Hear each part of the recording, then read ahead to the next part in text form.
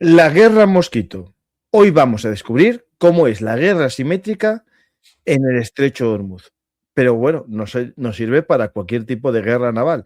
Vamos a ver cómo lanchas rápidas, torpedos, minas o misiles tierra-mar pueden cerrar cualquier vía marítima.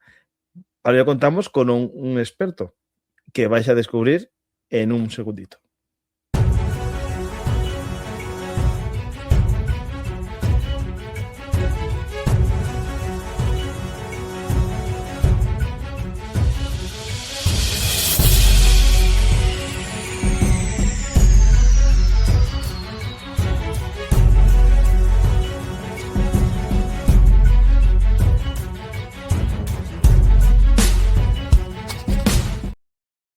Hola a todos, bienvenidos a Velum Artis, actualidad militar y geopolítica. Hoy vamos a hablar de táctica naval, exactamente de lo que se conoce como guerra mosquito.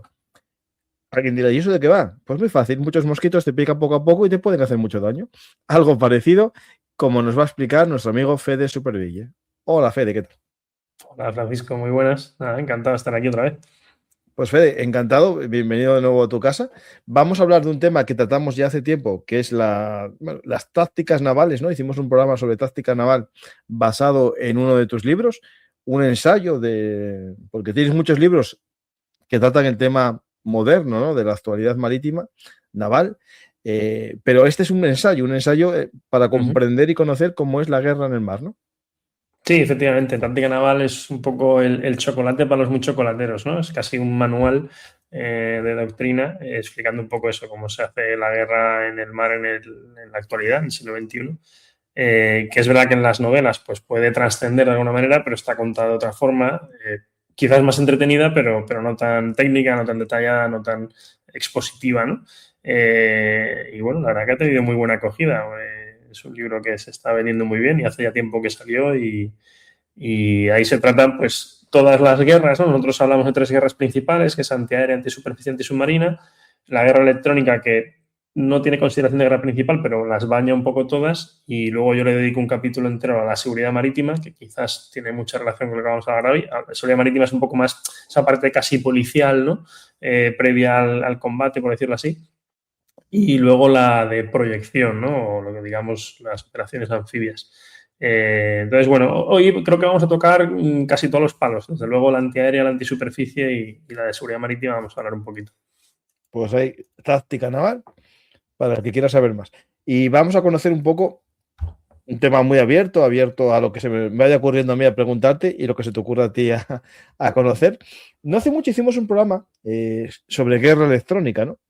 Y ese programa de guerra electrónica nos sirvió para entender cómo fue la operación de captura de Maduro, que invitó a ver a la gente. Y hoy vamos a hablar de un tema que está en el candelabro, como decía aquella, en el candelabro, ¿no? En el candelero, que es el tema del estrecho de Hormuz, la Guardia Revolucionaria y su armada, y cómo pone en jaque a la US Navy. Y vamos a ver un poco que esto no es algo improvisado. Esto lleva mucho tiempo Irán hablando de esta guerra híbrida, guerra simétrica o guerra mosquito, ¿no? Sí, además es curioso porque si nos fijamos, Irán mantenía casi dos fuerzas armadas paralelas, ¿no? Las fuerzas armadas tradicionales, perdón, y Irán tenía barcos, tenía fragatas, tenía submarinos y demás. Y luego tiene la Guardia Revolucionaria, que es casi otras fuerzas armadas, ¿no? Y la Guardia Revolucionaria, en efecto, se ha concentrado, sobre todo en la parte naval, pero bueno, un poco en general, en hacer esa guerra de otra manera, ¿no? En vez de la guerra convencional, que es lo que pretendía hacer la Marina de Guerra iraní, que ha desaparecido, la han hundido entera prácticamente los estadounidenses, pues la Guardia Revolucionaria tiene pues, sus lanchas rápidas, sus lanzadores de misiles y demás, ¿no? Y entonces, bueno, saldrá seguro a la palestra el debate. Claro, con pocas cosas puedes tener mucha pegada, evidentemente eso tiene una limitación grande, que es que solo puedes tener mucha pegada muy cerca, ¿no? Entonces, tu capacidad de influir está muy limitada a tu entorno cercano y en un mundo hiperconectado, ¿no? Como el que vivimos, pues eso te limita mucho. Es verdad que si estás como Irán posicionado en un sitio en el que ese entorno cercano tuyo tiene mucho impacto geopolítico, ¿no? Por decirlo de una manera, pues pues no dejas de tener poder, pero evidentemente estás muy limitado y Irán, o sea, es que ya no te digo influir en otras costas, es que directamente no puede alcanzar los portaaviones estadounidenses porque los portaaviones estadounidenses operan tan lejos que los iraníes no llegan, ¿no? Entonces, pues tiene sus ventajas, por supuesto, digamos, ese concepto de flota mosquito, pero tiene sus inconvenientes, sus limitaciones. ¿No? Como los mosquitos, literalmente. Sí, sí. Pican lo que pueden picar. Sí, sí. Pues, mira, hablando sobre el tema del portaaviones, esto creo que lo publiqué en enero, yo creo, 31 de enero publicado, justo. Y yo estaba ahí hablando un poco la obsesión que tenían los proiraníes de que iban a hundir los portaaviones americanos, ¿no? Y yo comentaba lo mismo que tú, que la distancia, las capas de cebolla de protección, es que lo además hacen muy difícil. Siempre se nos olvida porque siempre pensamos en el misil, ¿no? Y sí, Irán tiene misiles balísticos, ha demostrado que es capaz de utilizarlos. Luego hay que tener una cosa en cuenta. Los misiles balísticos, o sea, el problema de darle un barco es que se mueve. Entonces, la guía terminal tiene que ser muy fina, normalmente radárica, ¿vale? Aunque puede ser infrarroja o otros tipos, pero bueno, normalmente radárica para los barcos. Y darle a una cosa que se mueve es mucho más difícil que darle a un búnker o a un edificio, pues que están ahí, tú le metes unas coordenadas y va al sitio y es muy fácil, ¿no? Entonces, el problema, pero eso es un problema, pero el problema real grande que tienen los iraníes o que tiene cualquiera que quiera darle un barco es encontrar al barco primero, ¿no? Y por mucho que vivamos en la era de los satélites, la realidad es que Estados Unidos tendrá sus portaaviones, no sé la distancia, pero por 200, 300, 400 o incluso 500 millas de la costa iraní. Irán no tiene capacidad de explorar a esa distancia. No tiene medios, porque los pocos que tenía se lo hundieron, y no tiene satélites para barrer toda esa zona de mar de forma constante y saber permanentemente dónde están. Probablemente ni los chinos lo tengan para hacerlo de una forma permanente, constante, etcétera, etcétera, ¿no? Entonces, eso es un poco la mentalidad que tenemos que tener, que es, si tú aumentas el alcance de un misil linealmente, es decir, pasa a tener 100 kilómetros o 200 kilómetros de alcance, pues eso, a efectos de ingeniería es relativamente sencillo, ¿no? Simplificando mucho, doblas el combustible y llegas el doble de lejos, ¿no? Pero a doblar tu alcance de exploración implica explorar en los 360 grados más lejos, y como todos sabemos, el área es pi r cuadrado, ¿no? Pues como la R está al cuadrado, si tú pasas de 100 a 200 no es el doble, es 100 al cuadrado versus 200 al cuadrado, es muchísimo más, ¿no? Entonces, ya digo, yo soy un gran defensor de la capacidad de exploración. En el libro entramos muy en detalle que la guerra de superficie realmente es lo que marca la diferencia, la exploración y la contraexploración, que es la capacidad de que el enemigo no te detecte, y ahí es donde se marca la diferencia. Y ahí es donde o sea, la seguridad, digamos, de los barcos estadounidenses parte de eso. O sea, hay gente que dice, no, es que le tienen miedo a los iraníes y por eso están lejos. No, es que son tan superiores que desde lejos pueden atacar. ¿no? De hecho, y lo que vamos a hablar hoy al final, ¿no? Que es ese cruce de los 3 destructores por Hormuz y tal, bueno, es interesante porque se han metido en la boca del lobo para cumplir una misión, que podemos entrar en si tiene más o menos sentido, pero se han metido en la boca del lobo y han cumplido la misión porque no les han dado. Con lo cual, es muy interesante el por qué lo han hecho, ¿no? El intentar elucubrar por qué lo han hecho, y luego ahora veremos un poco el cómo creemos que han salido de ahí indemnes, porque desde luego se han metido en la boca del lobo. Ya digo, ahora podemos entrar un poco en toda esa combinación de misiles o misiles cohetes, eso lo podemos hablar, lanchas rápidas y drones, ¿no? Que parece que han sido los 3 vectores principales, aparte de las minas, que de alguna manera se cree que ya habían por lo menos limpiado algunos carriles, digamos, por los que pasar. Pues esos 3 vectores, ¿no? A la vez, en distancias tan cortas, con tiempos de reacción tan reducidos, pues desde luego ha demostrado la capacidad de los barcos americanos de sobrevivir. Ya digo, a los marinos lo que nos gusta es estar en medio del Pacífico con cientos de millas de agua alrededor, porque sabemos que ese entorno lo dominamos, ¿no? Vamos a ver venir con cierto tiempo a cualquiera que se acerque, y el barco, digamos que en ese entorno está en su salsa y es donde mejor funciona. Ahora, en cuanto te metes cerca de costa, hay muchísimos contactos. Aguas marrones, ¿no? El mal y demás, la cosa se complica mucho. Las aguas marrones, ¿no? Sí, exactamente. A nosotros nos gustan las aguas azules, ¿no? Que es donde, digamos, las cosas están más claras, y en esas aguas marrones, en el litoral, es donde se complica un poco todo. Entonces, volviendo otra vez a la capacidad de exploración, esta es la clave, porque se ha hablado, sabemos que se ha publicado que aparte de los 3 destructores participaron helicópteros Apache, basados en tierra seguro, pero lo que participó y no se ha dicho, pero es evidente, fueron medios aéreos de vigilancia y reconocimiento. Es decir, durante el cruce de los 3 destructores estoy seguro que había fácilmente media docena, sino una docena o 2, de medios aéreos de reconocimiento dedicados en exclusiva a apoyar a esos barcos. Estamos hablando de aviones P-8 Poseidón, aviones de patrulla marítima, drones tipo Reaper, Global Hawk, etcétera, y drones incluso de menor tamaño o otro tipo de aeronaves, ¿no? Entonces, ahí, por ejemplo, una de esas 3 amenazas de las que hablábamos no la elimina, pero te lo facilita mucho. Es decir, si tú tienes lo que es la foto o el vídeo, porque se mueve, del estrecho de Hormuz desde arriba, con todos los contactos perfectamente clasificados y sabes quién es quién, es decir, sale una lanchita lanzamisiles o suicida de la costa iraní y tu avión P-8 que lo tienes ahí en pantalla o tu dron o el Global Hawk o el Reaper, el que sea, lo ve en la cámara, la identifica, le pone un nombrecito y ya en el sistema de información compartida todo el mundo sabe que ese es ese barco. Entonces, todavía no lo puedes enfrentar porque a lo mejor está muy lejos, por las razones que sea, porque todavía solo lo tienes por sensor del avión y todavía no lo tiene el sensor del barco, en fin, por las razones que sea, porque no tienes un arma adecuada, es decir, es una lancha pequeña, a lo mejor no le vas a tirar un misil antibuque, ¿no? El P-8 podría lanzar un misil tipo Harpoon, pero eso es un misil muy grande para lanzarle a una lanchita.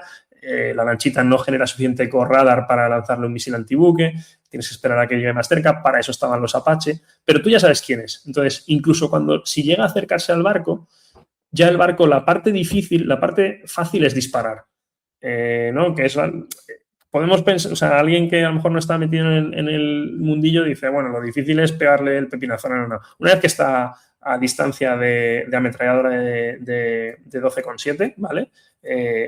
Eso es fácil. Abres fuego hasta que le das y a las distancias, o sea, y le das, ya te digo yo que le das, ¿vale? O sea, en un barco de guerra con gente mínimamente adiestrada, a una embarcación de ese tamaño le das si la ves venir. Entonces, una vez la has visto venir y ya sabes que es malo, lo fácil es el final, lo fácil es pegarle con la ametralladora, ¿vale? Y ahí es donde un poco podemos empezar a entender por qué pasaron y no les han pegado ni con un dron suicida, ni con una lancha rápida, ni con un misil, ¿vale? Eso es, para mí, seguro, una de las claves ha sido lo que llamamos inteligencia, vigilancia y reconocimiento, ISR, y que estoy seguro que estaban apoyados, ya te digo, probablemente por un P-8, varios drones y demás sistemas, y todo eso volcado en el sistema de mando y control común, y los barcos cruzaban con muchísima información, o sea, sabiendo absolutamente todo lo que pasaba en Hormuz en ese momento. Claro, aquí vamos a ver un poco cómo fue el caso de los destructores, ¿no? Pero también podemos ver un poco previamente las estrategias iraníes, ¿no? Para esta guerra de negación, ¿no? Porque básicamente lo que hace es negar el mar, ¿no? Irán no quiere controlarlo, quiere negarlo, ¿no? Es decir, es un poco lo que hablábamos al principio. No tienes la capacidad de ejercer un control positivo del mar, entonces lo que haces es intentar ejercer un control negativo, o lo que es lo mismo, negárselo al enemigo, ¿no? Entonces, los 3 vectores, ¿no? Uno misiles, otro lanchas rápidas y otro drones. Los misiles yo primero haría una puntualización. Con Irán no lo tenemos tan claro, pero con los hutíes, que básicamente son iraníes con otra bandera, ha quedado bastante claro durante los últimos años que cuando se hablaba de que lanzaban misiles, realmente estaban lanzando cohetes, ¿vale? La diferencia entre un misil y un cohete es que el misil es guiado y el cohete no. El cohete es un proyectil propulsado sin guía y el misil es un proyectil propulsado guiado, ¿vale? Con guiado radárico, guiado infrarrojo, guiado por imagen, de cualquier tipo, ¿vale?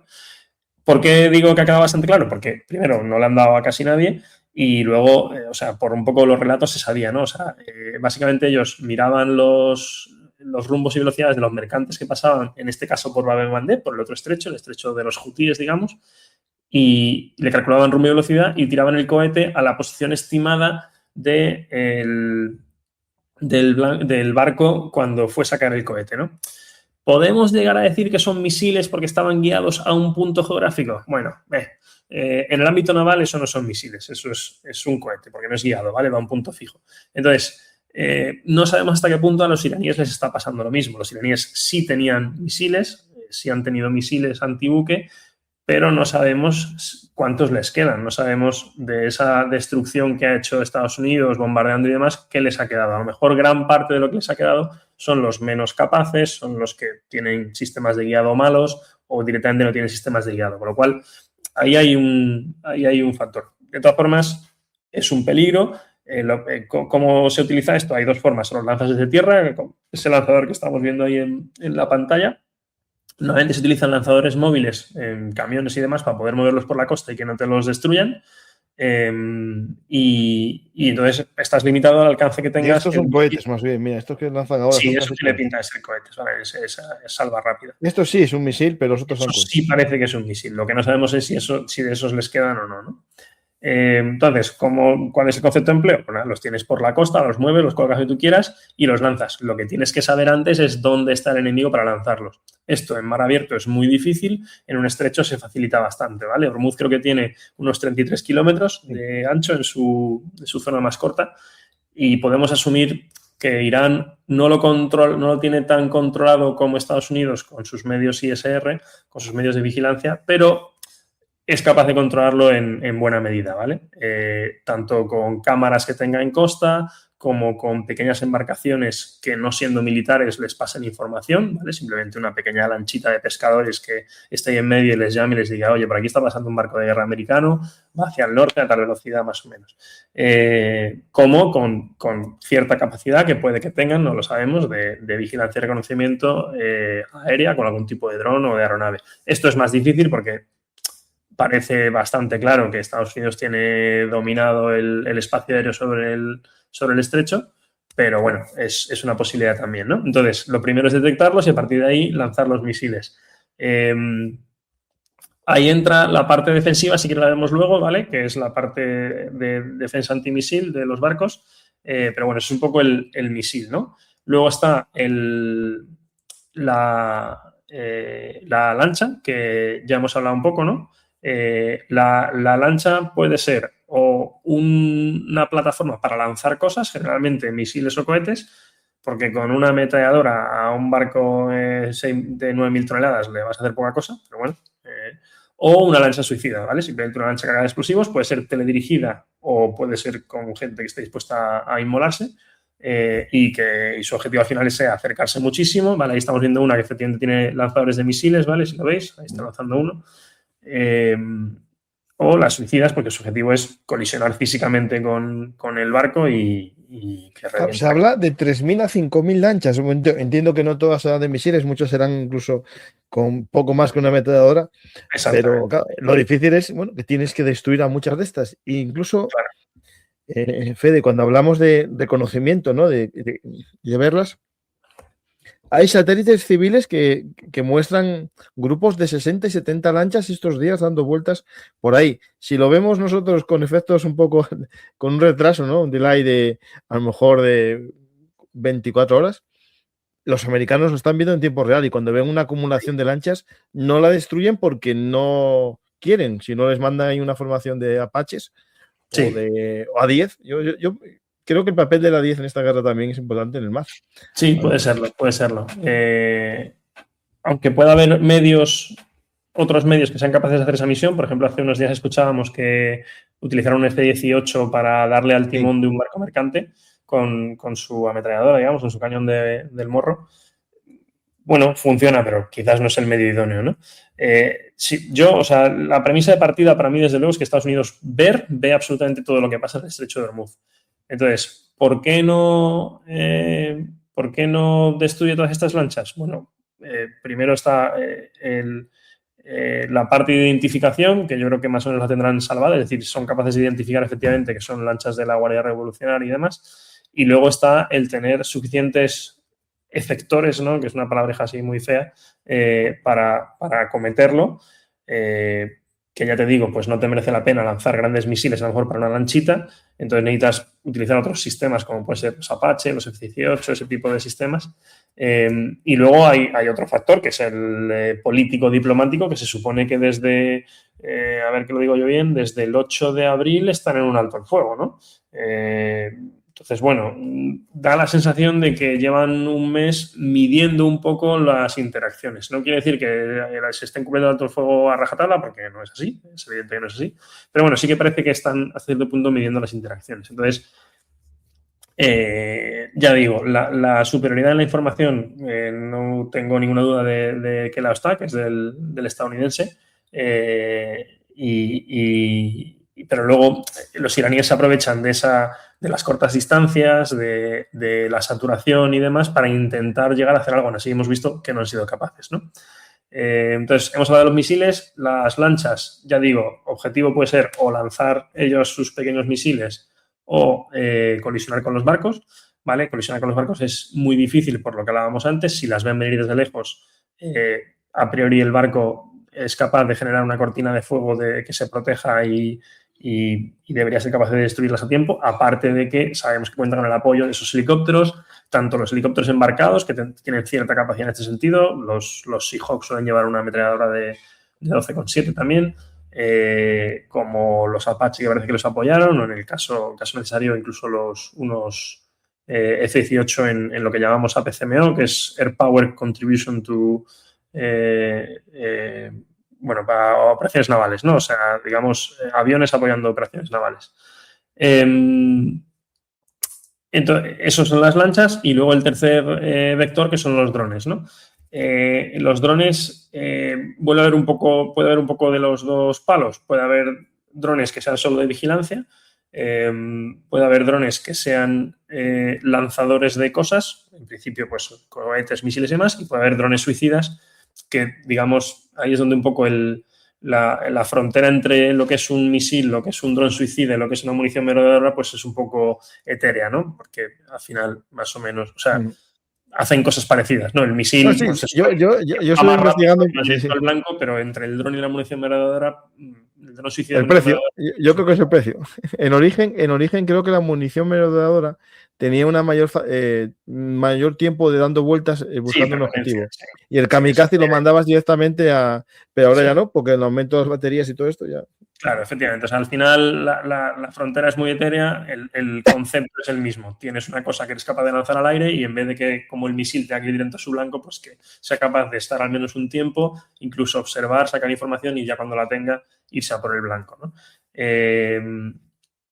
Entonces, en la combinación de estos tres vectores, digamos, estos tres elementos, en el espacio confinado de Hormuz y por tanto los tiempos de reacción muy reducidos, es donde han pretendido hacerle daño a los americanos. Ya digo, como hablamos al principio, los americanos han decidido meterse en la boca del lobo, porque esto tú te vas a 100 millas de costa y no te lo pueden hacer, porque primero, si lo haces a 100 millas de costa, tardas horas en llegar, con lo cual el otro te va a ver a tiempo y va a reaccionar a tiempo. Y segundo, tienes que encontrarle, que es mucho más difícil encontrarle en medio de Hormuz, que, como hemos dicho, son 33 kilómetros y es más fácil establecer, digamos, una barrera y que todo lo que pase a la barrera lo tengas controlado, ¿no? Entonces, yo creo que más o menos lo que podría ser muy por encima la táctica iraní la hemos explicado. Si quieres, o sea, si tienes una pregunta, la vemos. Lo único, no, sí, la parte de la defensa. Dime. Tengo estas imágenes satelitales, ¿no? Las puedes ver. Son algunas de estas, manadas, ¿no? De lanchas rápidas que se dedicaron a dar vueltas algunos días. Por ejemplo, estos del 22 de abril. Hay algunas justo estos días del ataque al destructor, a los destructores. Claro, esto, el dilema es, estas iban soltando minas. Porque algunas de estas lanchas rápidas tienen minas. Y aquí, sí, claro, me entra el juego... yo en su momento, yo decía, bueno, durante lo que fueron los 30 días de combates, estos del mes de marzo, yo creo que no había muchas minas, pero después de repente empezó Estados Unidos a decir que había 20 minas o más. Y todo eso fue después descubierto que las lanzaron durante el alto el fuego los iraníes en estas navegaciones. Pero claro, aquí me entra, Fede, la parte que yo no llego a profundizar. Decían que se iba a tardar 6 meses en quitar 20 minas. Claro, a mí eso me pareció demasiado tiempo. Yo creo que era un poco exagerado. No. Claro. ¿Sí? Sí, puede ser perfectamente. Las minas, o sea, tienen sus limitaciones, ¿vale? La primera limitación es que tienes que ponerlas en una profundidad determinada. Si las pones más para abajo, no se van a activar cuando pase nadie por encima, incluso si se activan no le van a hacer daño, ¿no? Imagínate que revientas algo, no sé, voy a decir, 100 metros por debajo de un barco. No le vas a romper, ¿vale? Entonces, tienes que ponerlos en zonas muy costeras. Es verdad que las ondas en Hormuz son bastante someras, pero no tanto en todas partes, ¿no? Y luego, entonces, una de las formas de solucionarlo en su día fue que se fondeaban, ¿vale? Es decir, la mina flotaba, se le ponía una cadena y la cadena se le ponía un muerto abajo, un ancla para entendernos, y entonces la mina se quedaba a 2 aguas, a media altura, y el muerto al fondo, ¿no? Para que la mina se quedara fija en el sitio. ¿Qué problema tiene eso? Que entonces son mucho más fáciles de encontrar, ¿vale? Ahí vamos a entrar un poco en cómo se hace la caza de minas. ¿Cómo se hace la caza de minas? Se buscan con un sonar especial, ¿vale? Los sonares, el que me siga o me haya leído un poco sabe que tienen unos alcances muy cortitos, pues los sonares de buscar minas, que son sonares de barrido lateral, tienen alcances mucho más cortos, mucho más cortos. Estamos hablando de metros, ¿vale? Entonces, ¿qué pasa? Que las minas que están a 2 aguas sí se ven muy fácil, pero las que están apoyadas en el fondo se confunden con el fondo, pueden parecer una piedra, pueden parecer una lavadora, pueden parecer cualquier cosa, ¿no? Corales o lo que sea. Si hay muchas algas las pueden tapar, etcétera, etcétera. Entonces, ahí está ese juego, ¿no? La limitación es que solo se puede poner en zonas concretas, salvo que las pongas a la deriva, es decir, minas que estén flotando y que se vayan por ahí. Eso está prohibido. Evidentemente a los iraníes les da igual que esté prohibido, pero tiene el riesgo de que les des... No, lo único a sus barcos, daría a sus barcos. O sea que... Exactamente. Y luego tiene el riesgo de que des a tus propios barcos y luego que las minas simplemente se vayan flotando y que en 2 días estén fuera del estrecho de Hormuz y no te sirvan para nada. Entonces, tiene sus limitaciones, ¿no? No digo que no lo puedan hacer, pero tiene sus limitaciones. Entonces, volviendo a tu pregunta, sí, los tiempos de buscar minas son así de largos. Es decir, si tú tuvieras que barrer el estrecho de Hormuz entero, 6 meses me parece poco. Probablemente necesitarás más y con 20 o 30 cazaminas, ¿vale? ¿Qué se hace en vez de barrer el estrecho? Que no hay cazaminas, Estados Unidos no tiene. Exactamente. Entonces, ¿qué se hace? No se barre el estrecho de Hormuz entero. Lo que haces es barrer unas canales y dices, oye, por aquí no hay. Entonces pasa el cazaminas, abre un canalillo y dice, oye, mira, de esta línea a la izquierda 100 metros y a la derecha 100 metros no hay minas. Así que pasad por aquí y por aquí sabemos que no hay problema. ¿Vale? Pero fuera de esta línea, igual os la pegáis. ¿Vale? Claro, eso es lo que dijeron en el Proyecto Libertad, Project Freedom, que exacto, os marcaremos un camino. Es decir, básicamente es lo que hizo Estados Unidos. Eso en el largo se conocen como canales dragadas, ¿vale? Y es una cosa que nosotros nos adiestramos mucho en navegar por canales dragadas, porque la navegación tiene que ser muy precisa. Es verdad que hoy en día existen los GPS, pero aún así llevar un barco exactamente por un canal pues tiene su complejidad. Si hay corrientes, si hay viento y demás cosas, tienes que hacer las caídas de rumbo justo en el sitio, etcétera, etcétera. Y puedes estar en entornos de navegación de GPS en el que tengas que hacerlo de forma visual o con el radar o de otras maneras, ¿no? Entonces, en eso nos adiestramos mucho, en hacer lo que se llaman canales dragada, y la suposición es que estamos pasando por un canal que un cazaminas ha dragado, ¿no? Porque ya no se suele dragar, pero por el que ha cazado y que ha barrido antes de que nosotros pasemos, ¿no? Y entonces, ya digo, lo que parece efectivamente, y hay por ahí analistas que ya han pintado incluso las zonas que parecen tales, que han limpiado una zona, un canal por el que pasar bastante cerquita de Emiratos, y que eso han de alguna forma certificado que está libre de minas y por ahí es por donde están pasando. Pero sí, limpiar todo el estrecho de Hormuz cuando acabe el conflicto nos puede llevar meses perfectamente. Aquí, en cuanto a la limpieza, ¿no? Están los dragaminas que ya están en desuso, los cazaminas, ¿no? Que es lo más habitual, pero que Estados Unidos no tiene y los 4 que tenía los tiene en Japón y los que había en el estrecho los descomisionó en enero y en febrero los mandó para desguace, ¿no? Pero entonces hay una nueva forma de buscar minas, ¿no? Que es con estos drones. Yo hice un pequeño hilo en Twitter, bueno, que no estará del todo correcto, pero para hacernos un poco la idea, viene un poco lo que es este sistema. Veo ese es el futuro. Yo siempre he dicho que cuando se habla de la Armada 2050 y el futuro de la Armada y tal y cual, cuando se habla del tema del cazaminas, que no es, yo nunca he estado destinado en cazaminas, no es mi especialidad, pero yo veo una cosa muy clara desde la lógica, ¿no? Por lo que hablábamos ahora. Si tú tienes que cazar a 2, 3 nudos delante de la costa enemiga durante 2 semanas para barrer la playa antes de hacer un desembarco, no vas a hacer el desembarco ahí, porque el enemigo ya sabe a dónde vas, ¿no? Entonces no tiene ningún sentido. Eso se puede hacer en una misión tipo policial, tipo mantenimiento de la paz, cuando se acabe esta guerra, que vayan para allá cazaminas europeos y se dediquen a limpiar eso durante 6 meses, vale. Pero en guerra no tiene sentido. Entonces, el futuro, sin duda, de la caza de minas va a ser con drones submarinos. Ya se utilizan drones, pero normalmente se utilizan drones que son ROVs, ¿no? Que están conectados por cable a los barcos. El paso siguiente es que sean autónomos, ¿no? En cierta medida tendrá que haber barcos nodriza, pero que estos drones puedan navegar algo, meterse en zonas en las que no deben estar y que ellos sean capaces de hacer uno solo o varios de ellos sean capaces de hacer todo el proceso, ¿no? Que es la detección primero, o sea, detección y localización, luego la identificación, es decir, confirmar que es una mina y qué tipo de mina es, y luego la última parte que es o el contraminado, es decir, ponerle una carga explosiva y reventarla, o la desactivación, ¿no? Que es más complicada todavía. Entonces, nuestros propios cazaminas, que ya tienen 30 años o casi, utilizan vehículos no tripulados que controlan tripulados remotamente, que controlan desde el cazaminas. Pero bueno, el futuro tiene que ser ir a vehículos de un poco de mayor entidad para que puedan operar más lejos de su buque nodriza y hacer esto de forma autónoma o casi autónoma. Mira, pregunta aquí una pregunta que yo un día me lo resolviste porque ¿qué diferencia hay entre dragaminas y cazaminas? Y yo creo que es importante, el dragaminas era como una limpieza a gran escala, ¿no? Pues incluso tiraba, ¿no? De una especie de red para ir cortando. Es un rastrillo, ¿vale?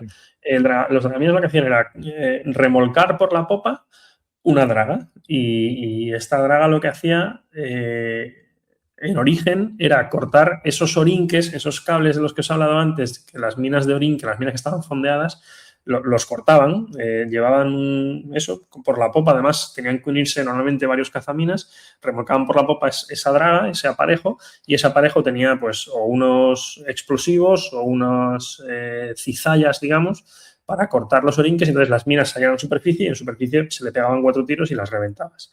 Luego evolucionaron y los había, eran dragas de influencia, digamos. Entonces lo que hacían las dragas era simular que eran un barco, ¿no? Entonces hacían un ruido, ya fuese acústico o electromagnético, de tal forma que la mina se activase y explotaba, ¿no?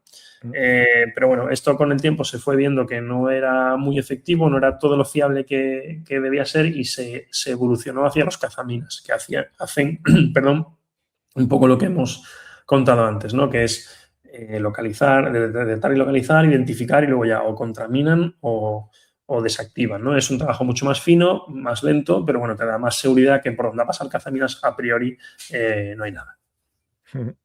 Pues tenemos esto que sería, digamos, la forma que tiene Irán, ¿no? De negar el acceso.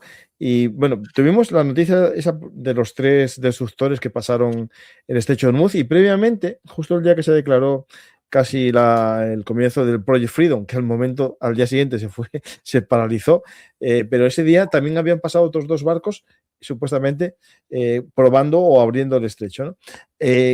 Y en todos los 2 casos se les lanzaron misiles, se les lanzaron drones y lanchas rápidas acudieron contra ellos.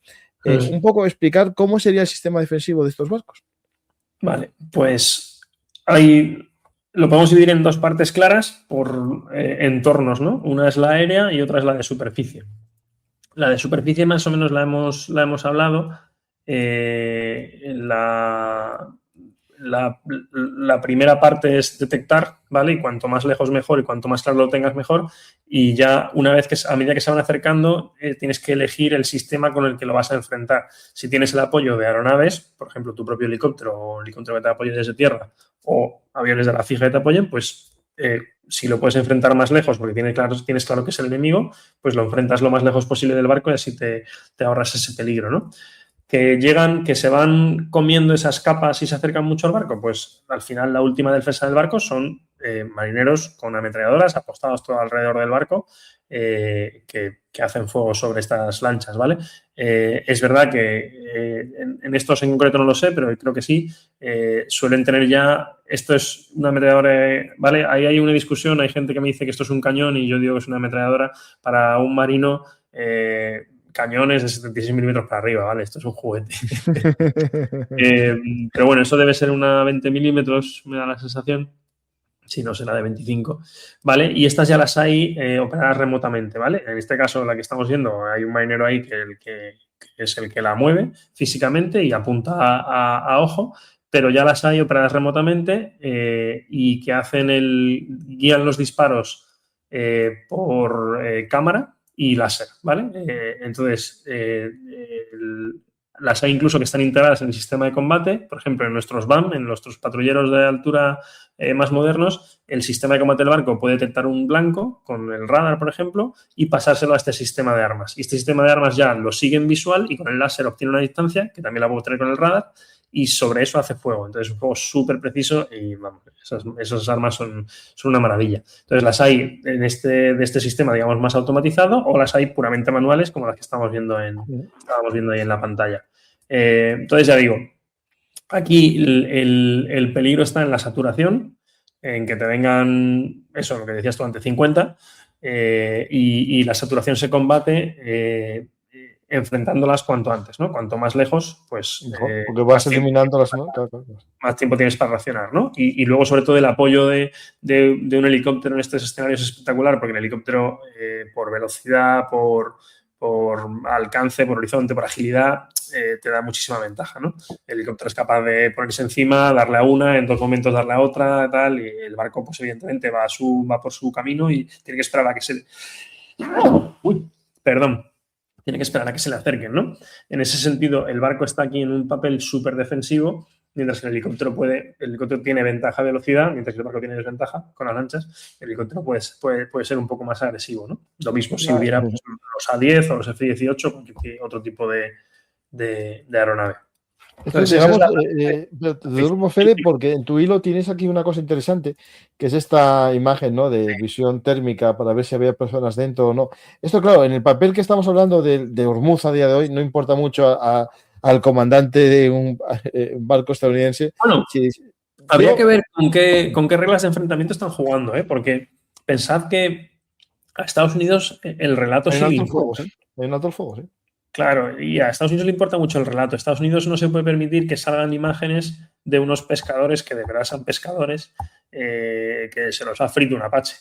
Porque, bueno, es verdad que pues a lo mejor a su gobierno actual le da un poco más igual lo que piensen, pero la realidad es que se le puede echar su propia población se le puede echar encima, ¿no? Y bueno, lo hicieron con los ataques que estaban haciendo a las lanchas de los narcos en Venezuela, pero debieron, o sea, si os fijasteis, la narrativa era muy importante. Siempre decían narcotraficantes confirmados, que sabíamos qué tal, y una vez identificados y sabiendo que eran narcotraficantes, los atacamos. Pues aquí lo mismo, ¿no? Es importante no pegarle 4 tiros a un pescador, ¿no? Yo digo en un caso de estos, ¿no? De zafarrancho, de ataque. Ahí está. Entonces, ¿por qué lo ponía yo en el hilo? Porque si se te acerca una embarcación rápida sin tripulación, es más fácil. Te dices, mira, yo le pego y si era un juguete de alguien, pues mira, pues ya se lo pagaré, ¿no? Pero no he matado a nadie. Ahora, si se te acerca con tripulación, ya tienes que o jugártela, que efectivamente, no, para que no te pegue un pepinazo, pues dispararle tú antes, o intentar hacer esa identificación antes y confirmar que efectivamente pues llevan armas o que llevan incluso una bandera, ¿no? Con la de Irán o lo que sea, ¿no? Pero ya digo, no sabemos con qué reglas de enfrentamiento cruzaron los destructores. Probablemente eran reglas de enfrentamiento, o sea, probablemente no, seguro eran reglas de enfrentamiento suficientemente flexibles como para que los comandantes tuvieran la potestad de defender sus propios barcos, porque ya digo, se metieron en la boca del lobo. O sea, esto lo he dicho 7 veces ya, pero es que lo voy a decir más veces. O sea, lo que hicieron para un marino es de lo más, no sé cómo decirlo, de lo más peligroso prácticamente que puedes hacer, que es meterte allí donde sabes que el enemigo te llega por todos lados, ¿no? Creo que hubo una ordenanza que sus reglas de compromiso de defensa estaban más flexibles.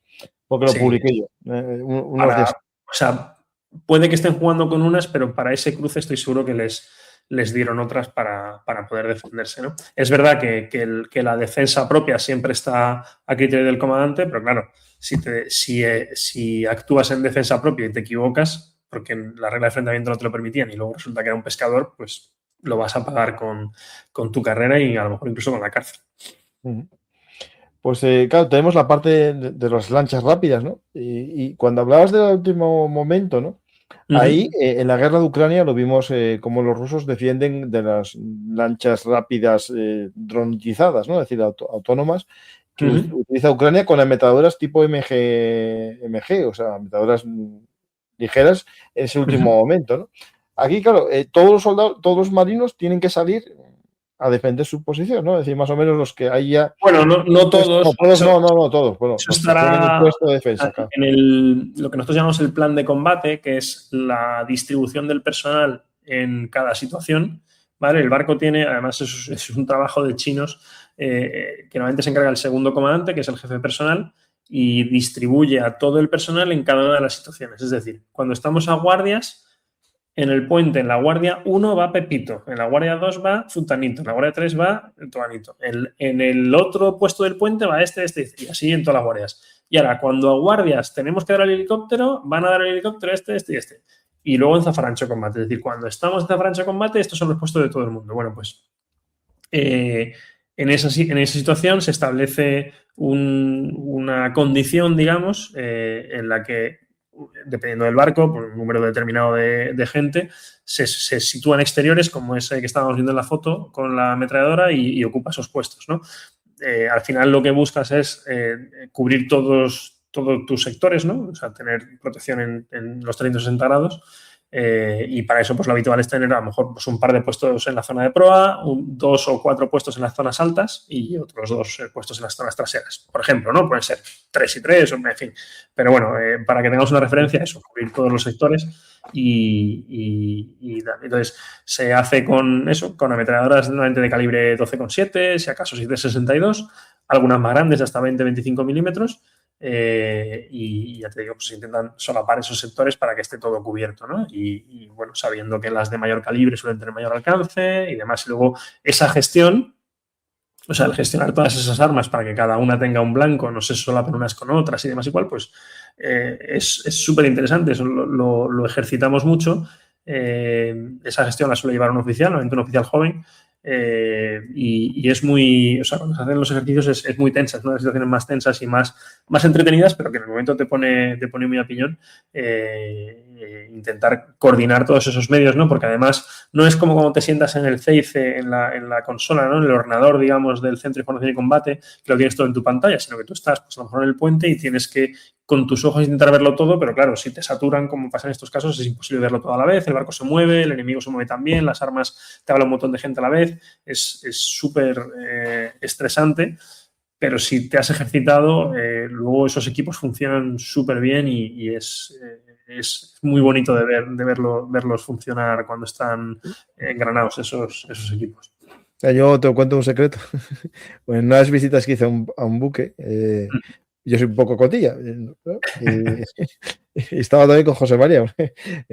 Y eso que vemos en una zona del comandante, no, del que está, digamos, la zona de mando del barco, el comandante, a la derecha había un puesto ahí de mando, no sé de quién, si es un operador, no sé qué, y tenía puesto como una especie de plano del barco con los lugares donde poner las ametralladoras en caso de ataque de drones.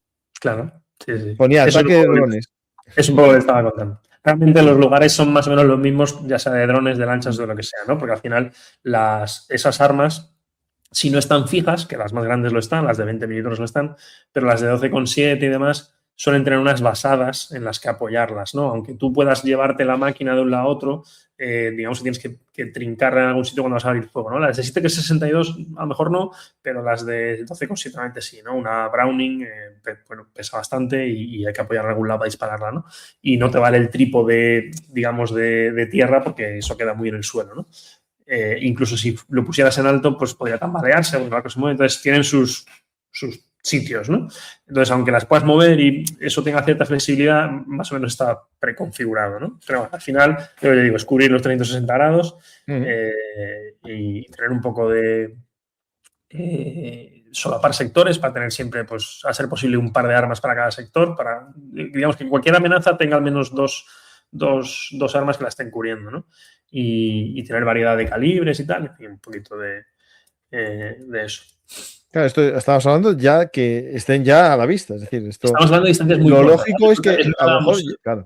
Es lo que hablábamos antes. Si tú tienes el ISR, digamos, tienes la capacidad de vigilancia, los vas a ver venir desde lejos. Ahora, si no tienes capacidad de enfrentarlos de lejos, por lo que sea, vas a enfrentarlos muy cerca.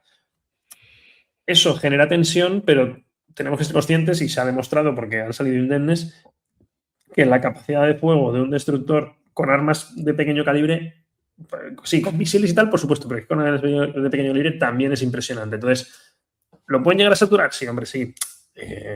Algún día le darán a alguien, ¿no? Pero si lo cogen preparado, otra cosa es que te sorprendan, ¿no? Pues me pasó con un barco americano hace años, no quiero decir el nombre porque... el que le dieron con la lancha llena de explosivos. Sí. No... ¿La Stark fue? ¿La Stark pudo ser? Bueno, no lo sé. O sea, si te pillan despistado, digamos, es más fácil, pero si te pillan preparado, te pueden dar, pero bueno, sobre todo eso, si tienes apoyo de helicópteros y tal, es más difícil, ya digo. El Just Call pudo ser. El 12 de octubre del 2000, el Just Call. El Cole, efectivamente, el Cole.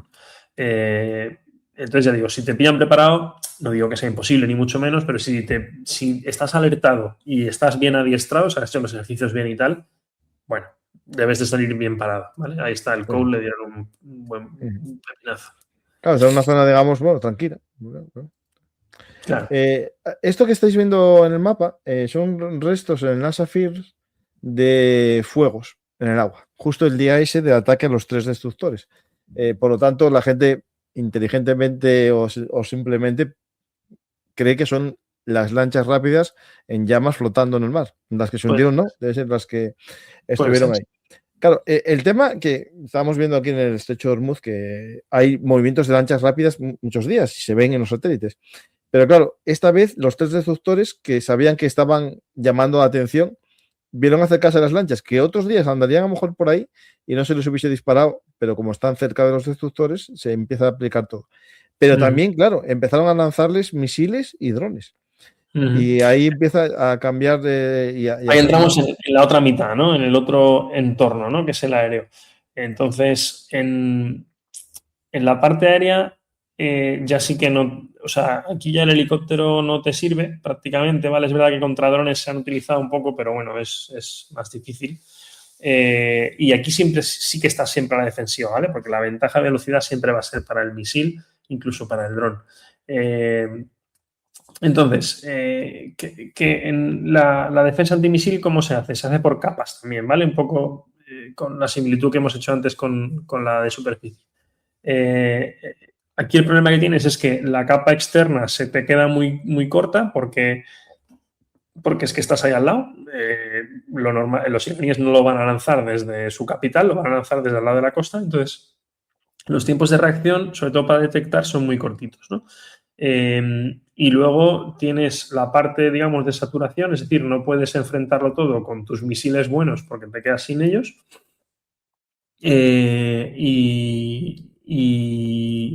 Y luego es verdad que una vez que ya te metes en este berenjenal, asumes que todo lo que viene hacia ti es malo y lo puedes derribar, pero bueno, debes tener cierto cuidado en no ponerte a disparar, a disparar todo lo que se mueve. A cualquiera, ¿no? Porque ya pasó el Vincennes, si no mal no recuerdo, creo que fue en los 80, en esta misma zona, allí en el Golfo Pérsico, derribó un avión comercial, ¿no? Con 200 y pico personas a bordo. Es verdad que los americanos, probablemente en este escenario, pues ya sabían, o sea, el espacio aéreo está allí medio cerrado por las noches y sabían lo que iban a hacer, y estoy seguro que la parte de control aéreo estaba súper controlada, de tal forma que supieran que ave que vuela la cazuela. O sea, si está volando y no lleva IFF, el identificador de amigo enemigo nuestro, es malo, ¿no? Entonces, bueno, aquí entran muchas cosas. Ya un factor es el que hemos hablado al principio, que es que si no todo eran misiles, sino que alguno eran cohetes, puedes hasta cierto punto asumir que no te van a dar y reaccionar cinemáticamente, mover el barco y simplemente quitarte de en medio, ¿no? Y luego los que son misiles, pues te defiendes como de un misil normal, ¿no? ¿Cómo te defiendes de un misil normal? Pues ahí, ya digo, está esa defensa por capas. Normalmente en este tipo de escenario, el misil de medio o largo alcance propio, digamos, el misil antimisil de medio o largo alcance no lo vas a usar porque es muy tarde, ya cuando lo detectas al enemigo. Tienes los misiles de corto alcance, que en el caso de los Yankees son los Evolts y Sparrow, SSM. ¿Vale? Estos les caben 4 por cada celda del lanzador Mark 41, con lo cual pueden llevar docenas en cualquier destructor. Y luego, si los misiles son, bueno, sean radáricos o sean infrarrojos, tienes los señuelos, ¿vale? Lo que nosotros llamamos chaff. El chaff lo hay tanto radárico como infrarrojo y combinado. Esto básicamente son tiras de metal que se lanzan al aire y generan una nube de ruido, ya sea radárica o sea infrarroja, o sea térmica o electromagnética, que confunde a los misiles, ¿no?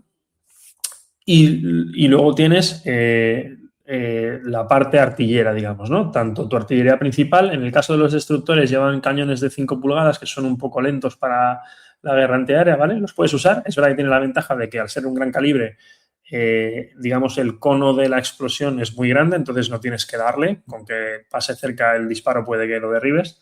Pero bueno, no es el mejor montaje para este tipo de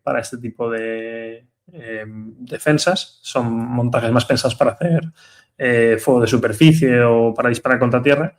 Y luego los sistemas tipo CIWS, ¿vale? Los famosos Closing Weapon Systems y otro tipo de ametralladoras, sobre todo para los drones, ¿vale? Todo esto son capas, tú empiezas a enfrentar lo más lejos que puedas, es decir, si lo detectas nada más salir de costa y te da tiempo a lanzarle un misil de medio alcance, se lo lanzas, si tienes claro que es un misil lo que te ha lanzado, y hacia adentro, pues todas las 7 de tiempo, ¿no? Claro, yo me imagino que los iraníes les tiraron con todo lo que tenían a mano. Y es verdad que eran 3, pero bueno, no son muchos, 3 barcos, y han salido indemnes, con lo cual ahí tenemos un CIWS abriendo fuego, ¿vale? Un CIWS, para el que no lo conozca, son sistemas de defensa de punto, solamente son, bueno, los hay ya con pequeños misiles como este, pero el que veíamos antes son normalmente, vamos a decir, ametralladoras, normalmente multitubo, con muchísima cadencia de fuego y que genera una especie de barrera casi de proyectiles contra la que se choca el misil, ¿no?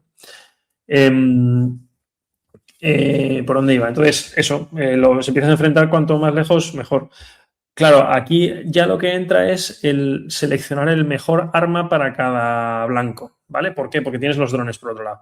Entonces, los drones son más lentos, los drones realmente en un escenario en el que los estás combinando con misiles, su utilidad casi es más saturar que otra cosa, porque si no le das con un misil, o sea, el iraní, si yo fuera el iraní, yo estaría pensando, si no le doy con un misil, no le voy a dar con un dron, porque el dron es un blanco mucho más fácil, es más lento, bueno, sobre todo más lento, ¿no? Y generalmente más grande también. Es decir, los misiles de frente se les ve muy poquito, son muy pequeños, sí, mientras que el dron realmente pues, tiene alas y es más grande, ¿no?